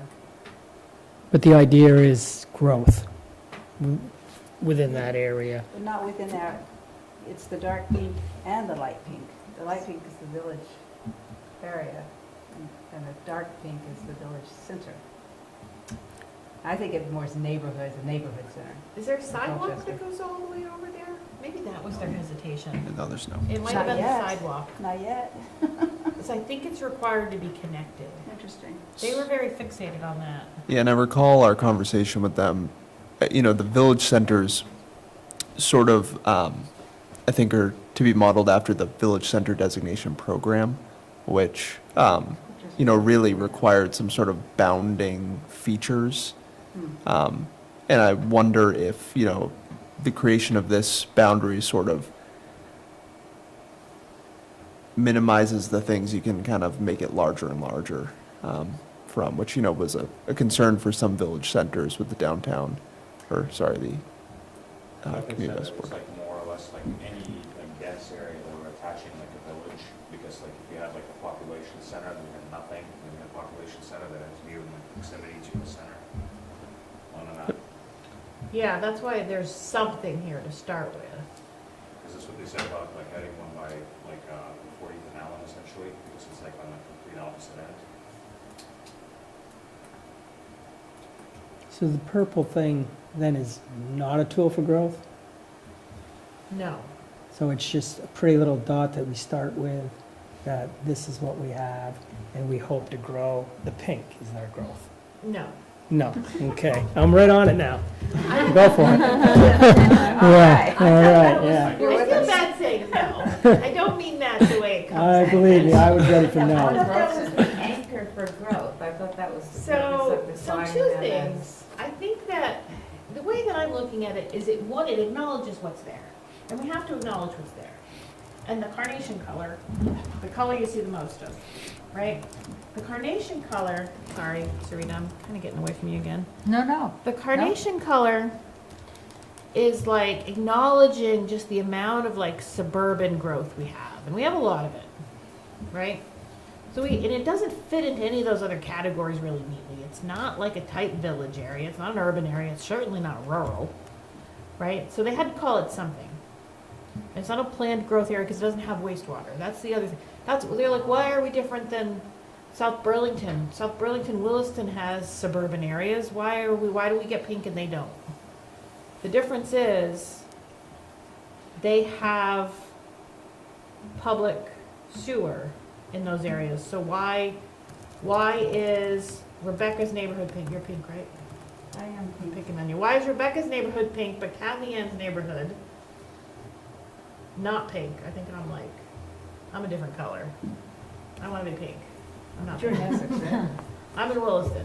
Williston, So okay. my color's not pink, and so why are we different? My neighborhood looks a whole lot, probably like a lot of your neighborhoods. Probably a lot like Wendy's neighborhood. Mine's pink. Wendy's is pink, mine's not pink. The difference is, Wendy probably has a septic system, Yeah, I do.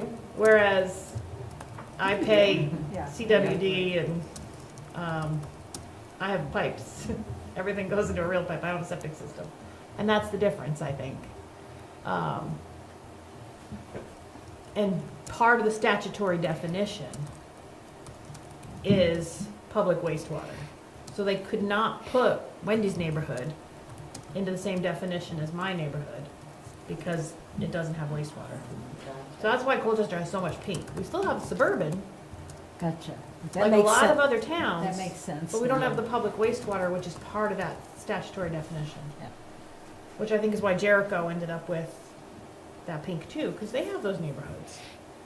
But they don't have that wastewater. So, but as Taylor was explaining, you can't have those areas without sort of so that's a reflection, Rich, of like what's there, what's on the Okay. ground. It's not meant to be a growth area, and that's why I was freaking out when I first saw it, because I'm like, Yep. these are not growth areas, especially not these. Like, we're not growing at the high school, what the heck? We're not growing at town hall. But they're really meant to be a core, a node, a home base for all that pink around it. Is it the ideal situation where you'd be like, this is where everybody anywhere nearby comes to play? No. Although, I will say, all the kids across the street on nicer days will come around doing scooters in the parking lot. It's kind of cute. So there is some truth to it. So that's what they're meant to do. And they're not perfect. I think they had to settle in some places and choose something that had sidewalks, a civic area, a retail component. I think those are all required. So that's the reflection of what's on the ground. But also, as Zach was saying, the village designation program also gives you some benefits, theoretically. You have to compete for them, and you're competing against a lot of other people, so that's why I say theoretical benefits. Because you can apply for tax credits, you can apply for various other things under the current programs. Under this, you can also apply for these areas to be Tier 1B. I think also Tier 1A. What does that mean? Excellent question. I don't know if I have that slide open either. Isn't there like differences in like how that 250 applies to the Yes. acreage on So Tier 1A and Tier 1B are 100% related to Act 250. Tier 1A gets you full exemption from Act 250 for residential, well, for all projects, not just residential. Tier 1B gets you an exemption from Act 250 for residential projects up to a certain size. And then there's a lot of other minor things related to it. You can only be considered for those if you are in certain areas on this map. You cannot be in the pink and be Tier 1A, Tier 1B, the carnation pink. You have to be in magenta. the tier 1B. Fancy. Tier 1A is the dark purple. There's I think I might have that one in the packet. It might have been included. Could show you. Maybe? We just had right there. It's tier 1B for Yeah. So planned growth areas, which we have a small section of. Village areas can be tier 1B? No, I thought they changed that. Where do we have? You have the other map. Well, I have this in front of me, which is consistent with that. Oh, I guess village areas can be tier 1B. Interesting. That's very interesting. Okay, so yes, they are related to the tier 1A, tier 1B. Which the pink doesn't have anything to do with. So exit Pink. 17. The pink. No, whatever that light pink is, that, no Tier Apparently it 1A? That's does. tier 1B. That's Yeah. Tier 1B, okay. Can be tier 1B. Can be, okay. So where do we Bless you. have this pinkish color? It's between the magenta and the carnation pink. Where do This we one? have that? Oh, no, we'll show you. Let's see. Gotta be exit 17. It's, no, it's down by the fort. Fort, Oh, nice. God, I forgot what Nice. that. Oh, kind of towards Winooski? They did Camp Yeah. Johnson, I think, with Well, I gotta put my glasses back on. It's Route I don't even know where the 15. fort is. Here we go. Just a little portion going to Can you see okay? In the right What? area? Can you can Yes. see? Yeah. Route 15. That's the, Here? yes, that's the village center fort. Yeah, and then if you go down Here. Route 15, there Yep. you go, there's the dark pink. Mauve? Wow. Bubble gum, I don't know. You should have named crayons. I know. You've been all over that. Violet? I don't No, know. it's not violet. It's a dark pink, yeah. Rose. Rose. Yeah. Dusty Oh. rose. Yes. Dusty Rose. Dusty Rose. It's in my toilet now. I like that. I like that. I got rid of that. So, yeah, so here's, and it's hard to see the town line, although they did darken it. That was one of the suggestions we'd made to them. Yeah, so it just kind of blends into Winooski's growth center. Yeah, yeah, so where the Fanny Allen is, Yeah. a little bit up into, here's Barnes Ave, so that's the one that runs, at the edge of the fort. This is Winchester Place, I'm pretty sure. Here. This is a mobile home park. the, did they St. do it because Michael's. it's on sewer, basically? I don't know. I don't know why they drew that line where they did. Do you know? I think it is because They're both on the sewer. distinction there, I believe, is that at that line, areas to the south in the lighter pink are served by South Burlington. and I believe areas to the north in the formal fort are served by the town of Essex. And I think there's some capacity limitations in Essex that are not as present in South But they Burlington. pick it back up in the mall over here on Pearl Street, which is served by Essex. That's what they told me, so Yeah. I don't know. Mauve Center. To be fair, I think every time an application has come before the DRB in the historic fort, the sewer aspect is a little bit of a nightmare. Not related to treatment, but related to the literal pipes in the ground. Yes, I agree. So that growth center basically is serving both Colchester and Essex. So it's, Yes, and it's pretty big. mhm. It's a blend It's of all beyond kinds of fort, stuff. beyond the fort boundary, that's for sure. Yeah. Goes to the shopping center. I don't know all, well, I guess they show it. Here's your town line for the junction in the town of Essex, which I'll never get straight.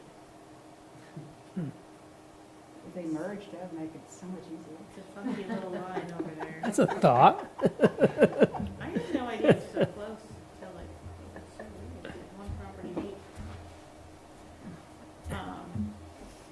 So yeah, that's the only area in, Colchester, all the way down to St. Michael's, where that exists.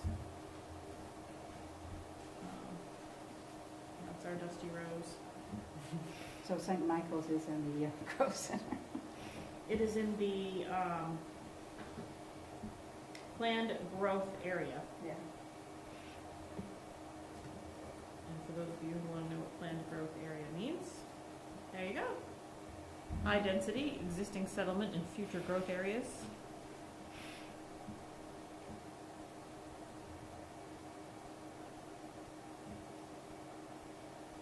They had a slightly different value when they were creating targets from them than the village centers. I can't remember how different they were.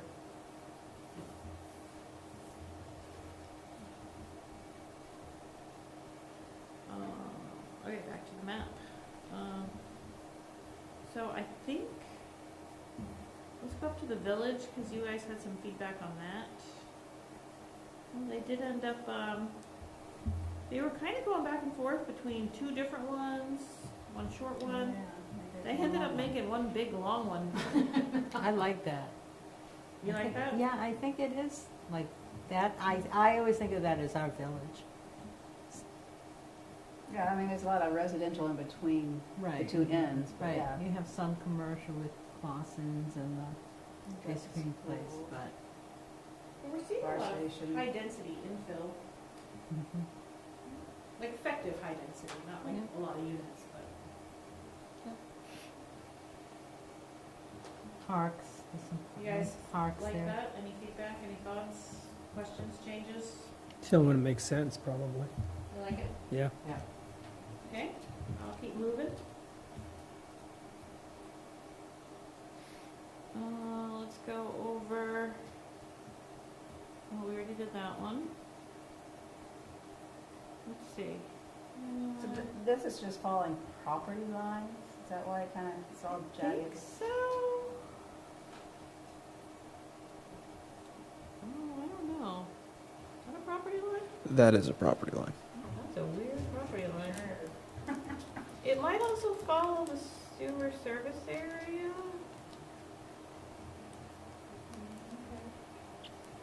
I'm not sure. So I think there's a mix. I don't think it's standard because looking at the Colchester Village, Village Center, that is a sharp line where there are numerous lots that do extend into that, sort of back 40 of Indian Brook. So it's they kind of cut that off there. This one seems to follow property boundaries. But maybe not all of Coates Island. So. Why isn't like Maz's and just all the stores across the street, like why aren't they included in the dark purple? I thought they were. They are? I think they are. I think they're in here, right? They are, is that where they are? That'd be the shopping center? Yes. Yeah, here's the cemetery, Yeah. so, Yeah, the Marcus is there, Ace. Okay. There's a little loop there, is that Handy's little cottages there? Yes. Yeah. What is that? Yeah. Oh, okay. Okay, I just kind of So they don't see that include area Cobb Cove, getting- but they go up the other side, which is Shore Acres? So, yeah, that's Shore Acres right there. Where is it, Broadacre, so that's going up to the bingo place. Oh, okay. Yeah, you're right, Broad Acres. Can't see it. Which of these to choose?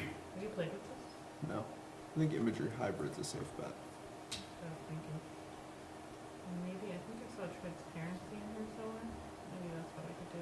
You could definitely flip on the layer and flip it off, or turn it off, with the checkbox next to future land use area. Although we seem to have lost it. Oh, there it is. See if I can find the transparency on this thing. Oh, here we go. That might help. Ah, look at that. Oh, that's much better. There, now you can see where we are. So there's the general store. There's the shops across the street. You don't see the colors as much. I can see them on my screen a little better, so. No, see. That's good. Oh, this looks better than what's up there, just to let you know. Okay, Oh, good. yeah. That's probably like what I see on my screen. Pam, if you can't see the colors well, just shout at me. That's magenta you're seeing right now. So I don't remember what kind of, I don't think we gave much feedback over here, but do you have any now? You can zoom out a little. I don't know why I think of Westlake Career Drive is, like, I feel like it should be all pink. I just, Well, that is kind of an activity center though. You got Mike's Auto, you got Maz's, you got Right. Ace. but they're putting up a hotel and a restaurant and then 5 or 6 other units across from Hazlet. It just seems like it's just gonna grow into somewhere. That's really further down though. It's, I don't know, that's, yeah. That's almost like closer to the other.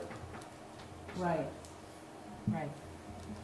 But this does act like a center. I mean, you know, you go to the Broadacres, you know, snacks stand, the bingo place, Ace. I mean, everybody's, But you don't think like in 20 years, that's gonna be all purple filled in with? no, it's just, You don't- just sort of oh, residential interesting. there. But No, yeah. as I said, it's not really, it's not a growth center. It's a village center. And we They just want made a suggestion that they check back in on this map, but I think that they said that their ecos plan has to get reviewed in 2036, maybe? I'll still be here, right? Maybe. 50, I doubt 50. it. Actually, I think it's sooner than that. Maybe it was 2034 or something. Every 10 years. I hope I'm still alive. There was a 3. I'm not talking about, I'm not mean year, I mean year. Oh, wow. That's optimism. Yeah, wow. I have full Yeah. confidence you'll be here.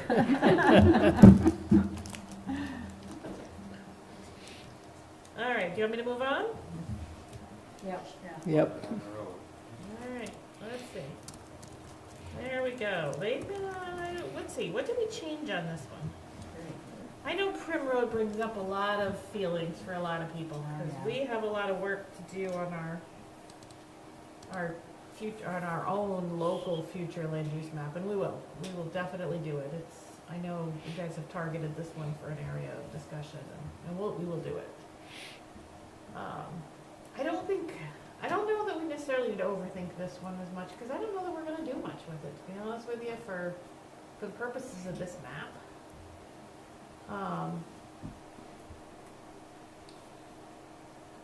Will the town choose to opt in, do an opt-in for 1B?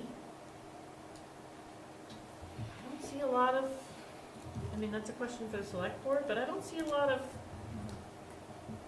opportunity for That's the only question, that's why I would look at boundaries here. Do you see residential infill happening? Probably not. Do I see major tax credits? Probably not. The only tax credits I could see is, you know, if they want to do, improve sidewalks, improve lighting, and this is kind of an area people come to. And that's, if you have a village center designation, you could possibly get some money for it. I think it's a huge, like you said, you know what I mean, traveled area, just the amount of pedestrians in Grim Road, you know what I mean, that are, because there is a plan for sidewalk on the west side of the road that's been, You definitely at its core, for sure. I meant sort of like at the edges of where the boundaries are drawn. And I'm not very familiar with the tax, some of them are historic, I know that. Are you more familiar with the tax credits of the village program? You help some towns. Generally, historic tax credits were the bulk of it. My understanding is that, there was some, for communities who had village centers, it might provide some priority grant funding for certain,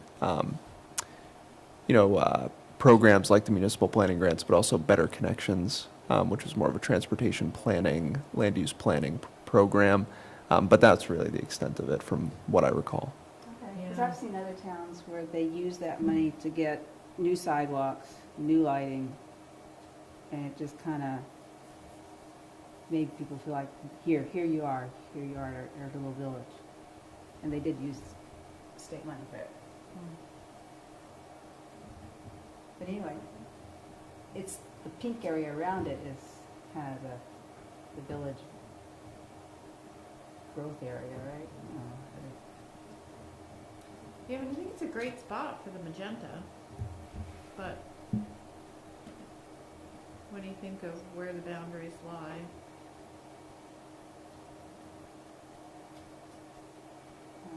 Might At this even be scale, I this- can't really tell what, it just kind of looks like from here, it looks like it outlines where residential kind of starts. But you're right, Prim Road gets all cut up. So you got residential and business further north.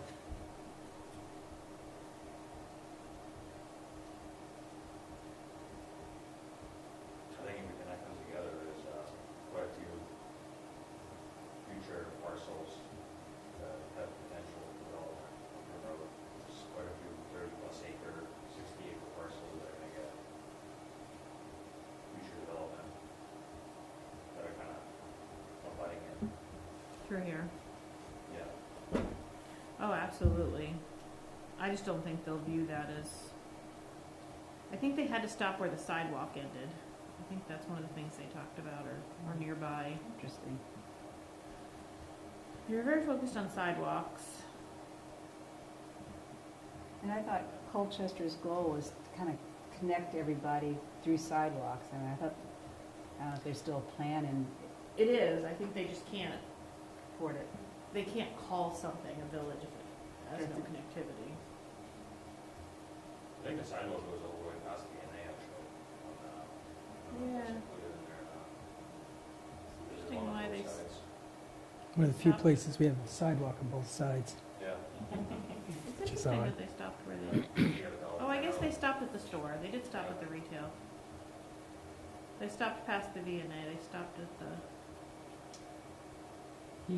Price Chopper? No, the Dollar General up there. Yeah. the Dollar General. But they made it bigger than I would have thought that they were gonna. Like I said, I think that, the only implications of including or not including a parcel here is not that it can't be developed. Again, this is not telling us what we can and can't do. It's not telling us what the growth area. The real implications is like, if the town wanted to opt in or out, depending on what happens with the legislature this session. Right now, it's opt-in. To a Tier 1B, certain residential developments would be exempt from Act 250 review. Just residential, there's no exemptions for commercial. And aren't there incentives for Tier 1B from the state? There's the credits that, you know, that Zach was talking about that you'd have to apply for, but it's a very, very, at least in the last few years, a very, very limited pool of money for a lot of Oh, applicants. Okay. So it's money, it's not. Just to clarify, I think there's a lot of different things swirling around. I think that there's certain realignment of the designation programs into centers and neighborhoods. And then there's also the Act 250 possible exemptions, the Tier 1A, Tier 1B, and then the Tier 2, which is the normal process. Those are separate from the modifications to the designation program, I believe. Yes. Now, that said, we shouldn't assume that the exemptions associated with the tiers are fixed forever. Maybe they're changed. Right now, the way that Tier 1B is written, it provides an exemption under Act 250 for a certain number of units for residential development. And those that are shown on that color map would be eligible for that, which is a huge incentive for certain people. I mean, Act 250, time consuming, it's kind of expensive. There might also be towns that say, we don't want that exemption, we want developments to go through that because they do a level of review that we don't. That will be a decision made by select boards, and they will have to make that decision. Right now, select boards have to opt in to that designation, so they will be asked at some point to decide whether or not they want some or all of these areas to be Tier 1B areas. Would they do that without, I would think you'd want a developer coming in saying, I have a plan, this is what I'd like. Would you like to opt in? Or do they think we're just gonna, without any knowledge of who wants to build what, opt in? You have to opt in or out in advance. You can pick and choose your areas. Like if you want to opt in for just this area but not your other ones, you can do that. But you can't say we're going to wait and choose whether we like this plan or not. Does that make sense? Yeah, that's scary stuff. So So it will still gets we, local review, just to be clear. It doesn't bypass all review. It's just the Act 250 portion. And it's only up to a certain number of units.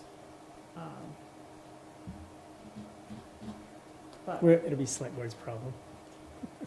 yeah, I'm working on it. Rich is laughing, but he doesn't know that I'm working on a small working group that will include him. Oh, no. So, All right, I got it. I'm gonna ask you about that, Rich. So that's where we are with that.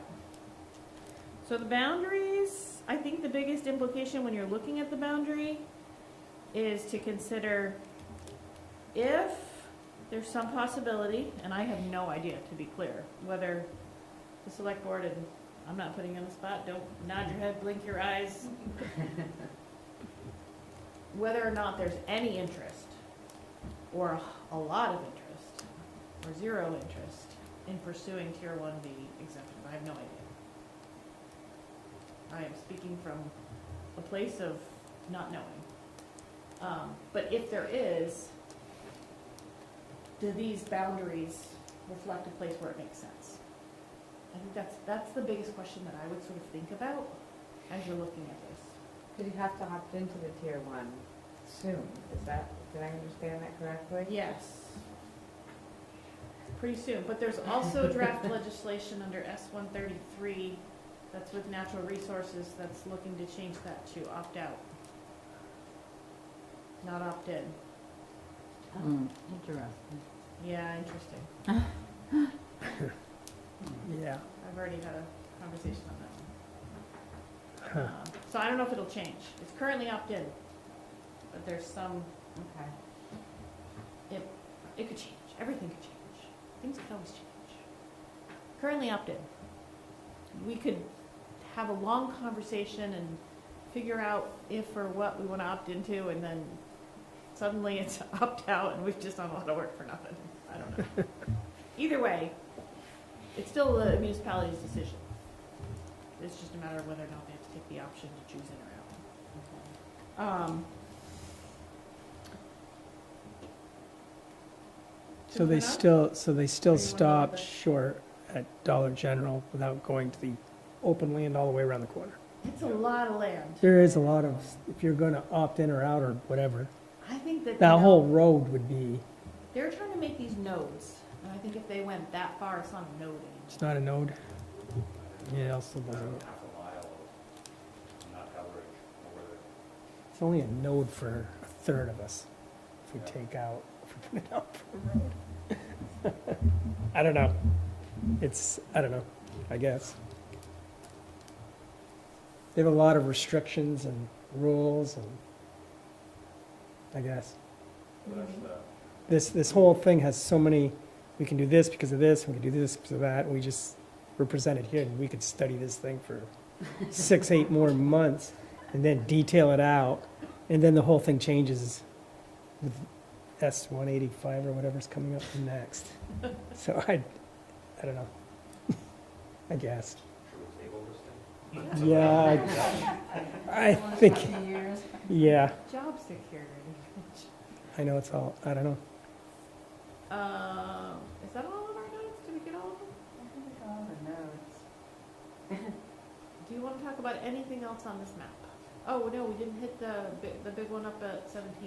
Yeah. That was, But that's not a node. oh, it's not a node, but you guys did talk about it a lot. I know, I was surprised. Doesn't meet the They criteria. made it the Because there's infill no septic. transitional. There's no infill sewer pipe. Enterprise. So we can't grow there. Well, we can grow there, but Well, hang on, transition infill area, let's go back to the definitions. Now again, none of these are things you can't grow in. You can grow wherever you want. These are not restrictions on you whatsoever. Town can still do whatever it wants. That's important to keep in mind. Okay, that's good to know. You do whatever you want. You wanna, well, I say you do whatever you want. You still gotta get select board approval. to Can't change all the table the maps. can't table the map. So, But this is an area that would not be eligible for any of those Act 250 exemptions because of how it's designated.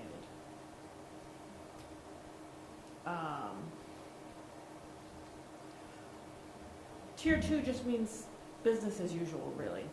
Right. Oh, I read it. Yeah, means treat Act 250 the exact same way it's being treated right now.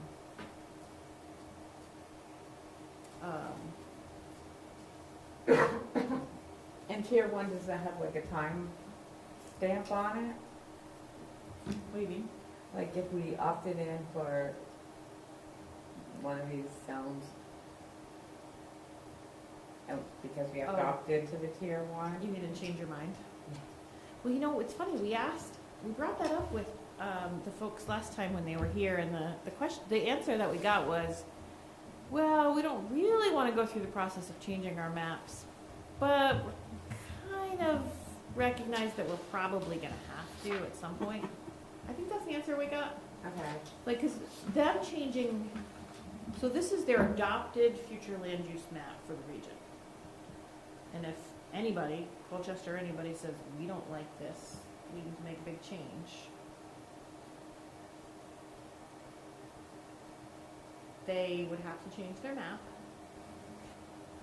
which I think they don't want to do, but I think they're just recognizing that we're not going to get it perfect. And it probably will be more than one town asking. Maybe they wait and collect a few, kind of like we do with changes. But I wouldn't be surprised if within the first 18 months they're making an amendment to it. But it is a big process, which is probably why they're not crazy about it. Just like if we change one of our maps. You gotta have a public hearing, and they do more public hearings than we do. But there is a process for changing it. one nobody's excited about. And is the purpose of the tier one, if you did put it on, is the purpose to entice development? I mean, to get developers to want to do that? By easing the whole Act 250? I suppose you could say that, yeah. So that's what I'm worried about, if you did opt into it to entice development, and then you decided there were bugs there that were. Majority of everything that's selected for the tier one is not developable. It's like, they just isolated it, it's like, it looks good on the map, you can't do anything on it. Oh. If I understand it right, we still have, it goes to the town, and the town still has to follow Act 250 rules anyways. Yeah. Right now, right? I mean, there's some real perks to this that I can see. You know, a small soapbox that I have a lot is because Act 250 relies heavily on this 10-unit rule. We get so many 9-unit subdivisions that could be so much better at 10, 12, 14. Change to 20, right, with tier 1B, 20 or 50. 20, 40, 50. So that's a bonus. 75 in certain circumstances. Yeah. But 50. And I think most of these wouldn't be 50, but sometimes it's artificially 9. And so something that could reasonably and nicely accommodate a certain different number just artificially becomes 9. And that's wasted land to me. Sure. I think. Agree with that. If the same street is gonna happen, and you're still gonna have that street, and you're still gonna have all that land used, and you're still gonna have that road, and you're still gonna have the trees cut down, and you're still gonna have all that farm field taken over, or whatever else happens, why not put 12 houses on it instead of 9? Or whatever makes sense, you know what I mean? Mm-hmm. And that happens all over the county, all the time. Just to get under the Act 250. Just to get under it. Or you have people setting up certain LLCs or using somebody else's name. That happens a lot too. I don't know how often the Act 250 Commission's aware of that, but there are a lot of people doing things that just do them in other people's names. Because of the Act 250 rules. So the good thing about getting into that Tier 1B is maybe it takes that pressure off and lets somebody just do something without having to worry about that. But there are certain things that that commission reviews that we don't, which is good. So Meanwhile, Wendy's like best buds with the chair. She's working out this deal with the chair, or not the chair of the planning commission in Milton. No, we're not best buds, but he's on the planning commission for Milton. And he's like, we should like get together because they have this, we bud properties and they have infrastructure just ready to go. They got sewer.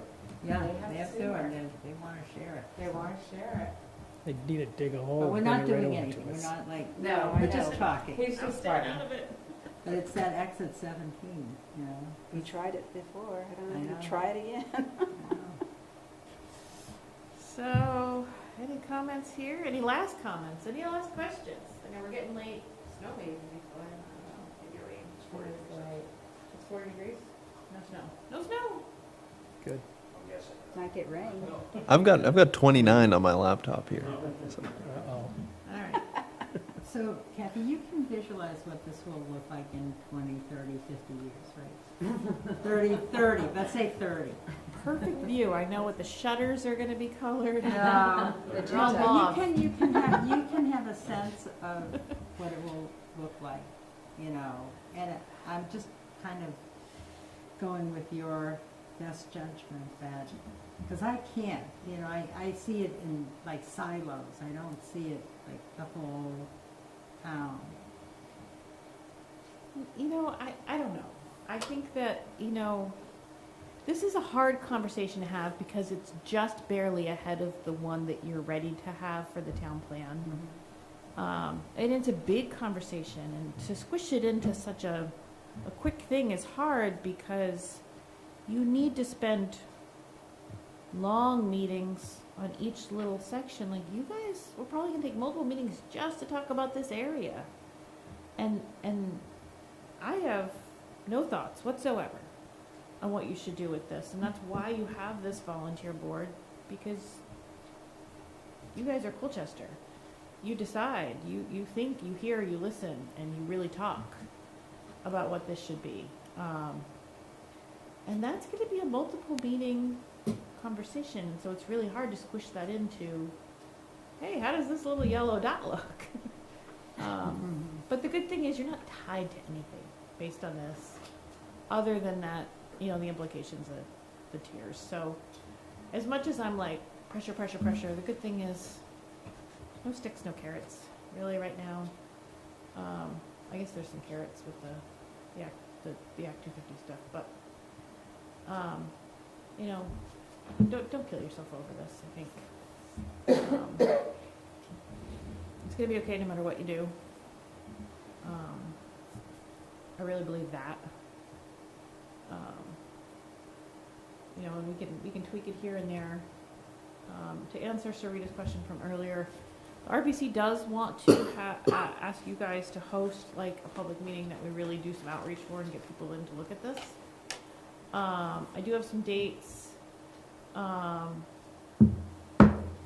Where I was on the fence that I'm asking you guys to sort of weigh in on. I don't know what people in Colchester like the most. An evening meeting, a daytime meeting, a Saturday meeting. We're only gonna do one. What do you want? Nighttime's it. During the week? Yep. Yeah. No, What about on the weekend? no. This is Colchester. They work. Tired. And Colchester's definitely the work hard community, play hard community. I've said that every time I was on the rec. Man, they work hard, but man, on the weekends, they're at it. Yeah, there's no doubt. Well, can we start earlier then? I don't care about that. Works for me. And But maybe you could put something online to get like some Yeah. you know, for people that really want to weigh in that may not be able to make the meeting. Yeah, and this map, I guess, has like this interactive, you can make comments on it and stuff. There's already one in Colchester. If you want to look at it, you can scroll over to, They have to be in by May 19th, is that right? Something like There's that. I don't, it's over near Turquoise Drive, but oh. basically you head down on like Holy Cross Road. Find it.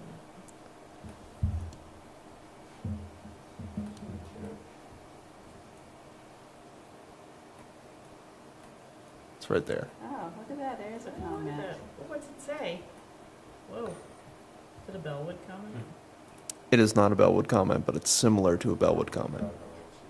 The large area south It's of- very long. I don't know if you want to go into reading it. Oh, But this okay. is an example of someone providing a comment about what the future land use category of this parcel should be.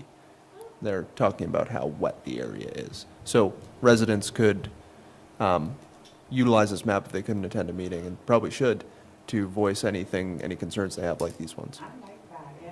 And you guys can do, So they're thinking that area should be green, because it's more of a, Potentially, I think the gist of that comment, I don't want to do it an injustice by not giving it the full read, but I did read it earlier, and it's, I think they're a little confused about it being that light pink. yeah, I kind of agree. I've been in that area back there. It's really dense forest and rocky and, yeah. You're That's not not a going to bad build anything question. up there. yeah. probably ask them why they didn't take the large blocks like this. Well, that's ledge. And color them green. Yep, that's all ledge. Well, that's Diversity Hill, Yep. and Act 250 exemption on Diversity Hill could, well, Oh, I meant green. Oh. I'm Oh, from I a more get what you're development saying. I perspective. got you. Is it in my band I'm opening cans of worms that should not be opening. or? Right, that's what I'm saying. All right, we got anything else on this one? All I right. think we're good, right? Yeah. Yep, Yeah, I would yep. just offer an early meeting. just these Okay. 2 So we'll hours do a after weeknight, 7. but start earlier than 7. I'll see if we can do a format so that it's like a drop-in, drop-out sort of thing, instead of a presentation. Because then people who can come early, but people who want to feed their kids dinner, or don't get out of work till after 6. Can you put something on Front Porch Forum where they, like an interactive thing where they can get prepared to come in, so they can have all this information? Yeah, the RPC's in charge of all that, but I'll let them know. Okay. Anybody working Green Up Day in this crew? I used to. Are they doing it this year? I may do it this year. It looks really bad. This is the one year I've noticed more traffic. Yeah, I agree. You are? Lot of traffic being diverted. A They lot talked of about frustration. Leaving some flyers. That's what and I stuff think out. anyways, Yeah. 'cause I agree. But It's even on 89. It's just- 89, wow. It's so You bad. mind keeping an eye Yeah. on them if they do? It's interesting, I I'll follow up usually with do you. it by that store, you know, where 7 and Route 2 intersect. Right at that store, I filled like 5 bags full of bottles. Right at that store, like. Because they there's could- the store there. It's a store, but they could bring the Right bottles there. back to the store. Right? They're so close. All right, let's do, we need a motion for some minutes. Okay, I make a motion that we approve the minutes of February 18th. Second, Did you just say second? I'll second. thank you. All in favor? Aye. All right, now we need to confirm our next meeting. I think you guys are back to a normal schedule. I haven't heard otherwise. So that would mean May. Hey, all right. So not April 15th, because I have a meeting down April 15th. No. This continues Okay. for a second meeting this month. Okay. No. So May 6th.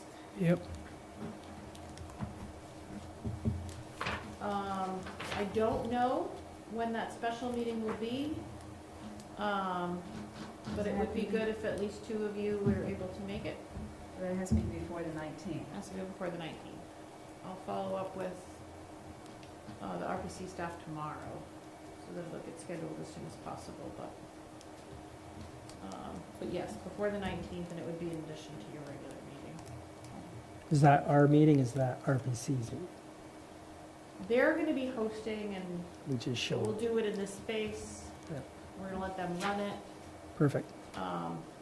If there's, I will have to ask you guys to RSVP to me, because I'll just need to know if I warn it as one of your meetings, because if there's Sure. more than 3 of you, it's a quorum, which is fine. I want a quorum, I think it's great. Yep. But I wanna make sure I warn it as such. So would it be on a night that we don't normally, it's going to be in addition to our meeting, or it's going to be a separate meeting? I It mean, a would be in separate- addition to your meeting. is there any- It's not mandatory. I mean, if you want to. No, I'd like to be here. participate. It's just, could the meeting be a very short meeting? Like, I think that's going to mandate if anybody shows up. right, but we won't be doing any business, right? That will be our. You will not be doing any Okay, extra business. okay. Yep, yep, yep. Yeah, that works. Okay. Okay. Yeah, no, it would only be for that. Gotcha. I was like thinking. But the May 6th would be regular business. We'll get back to zoning amendments. Okay, All right. great. All right. Sign some papers and go. Almost. So we had a planning zoning report, if we have any questions on that. Oh, all right, next up. All right, I make a motion that we adjourn this meeting. All right, Second that. all right, all in favor? Meeting's adjourned, 7:25. That's the thing that we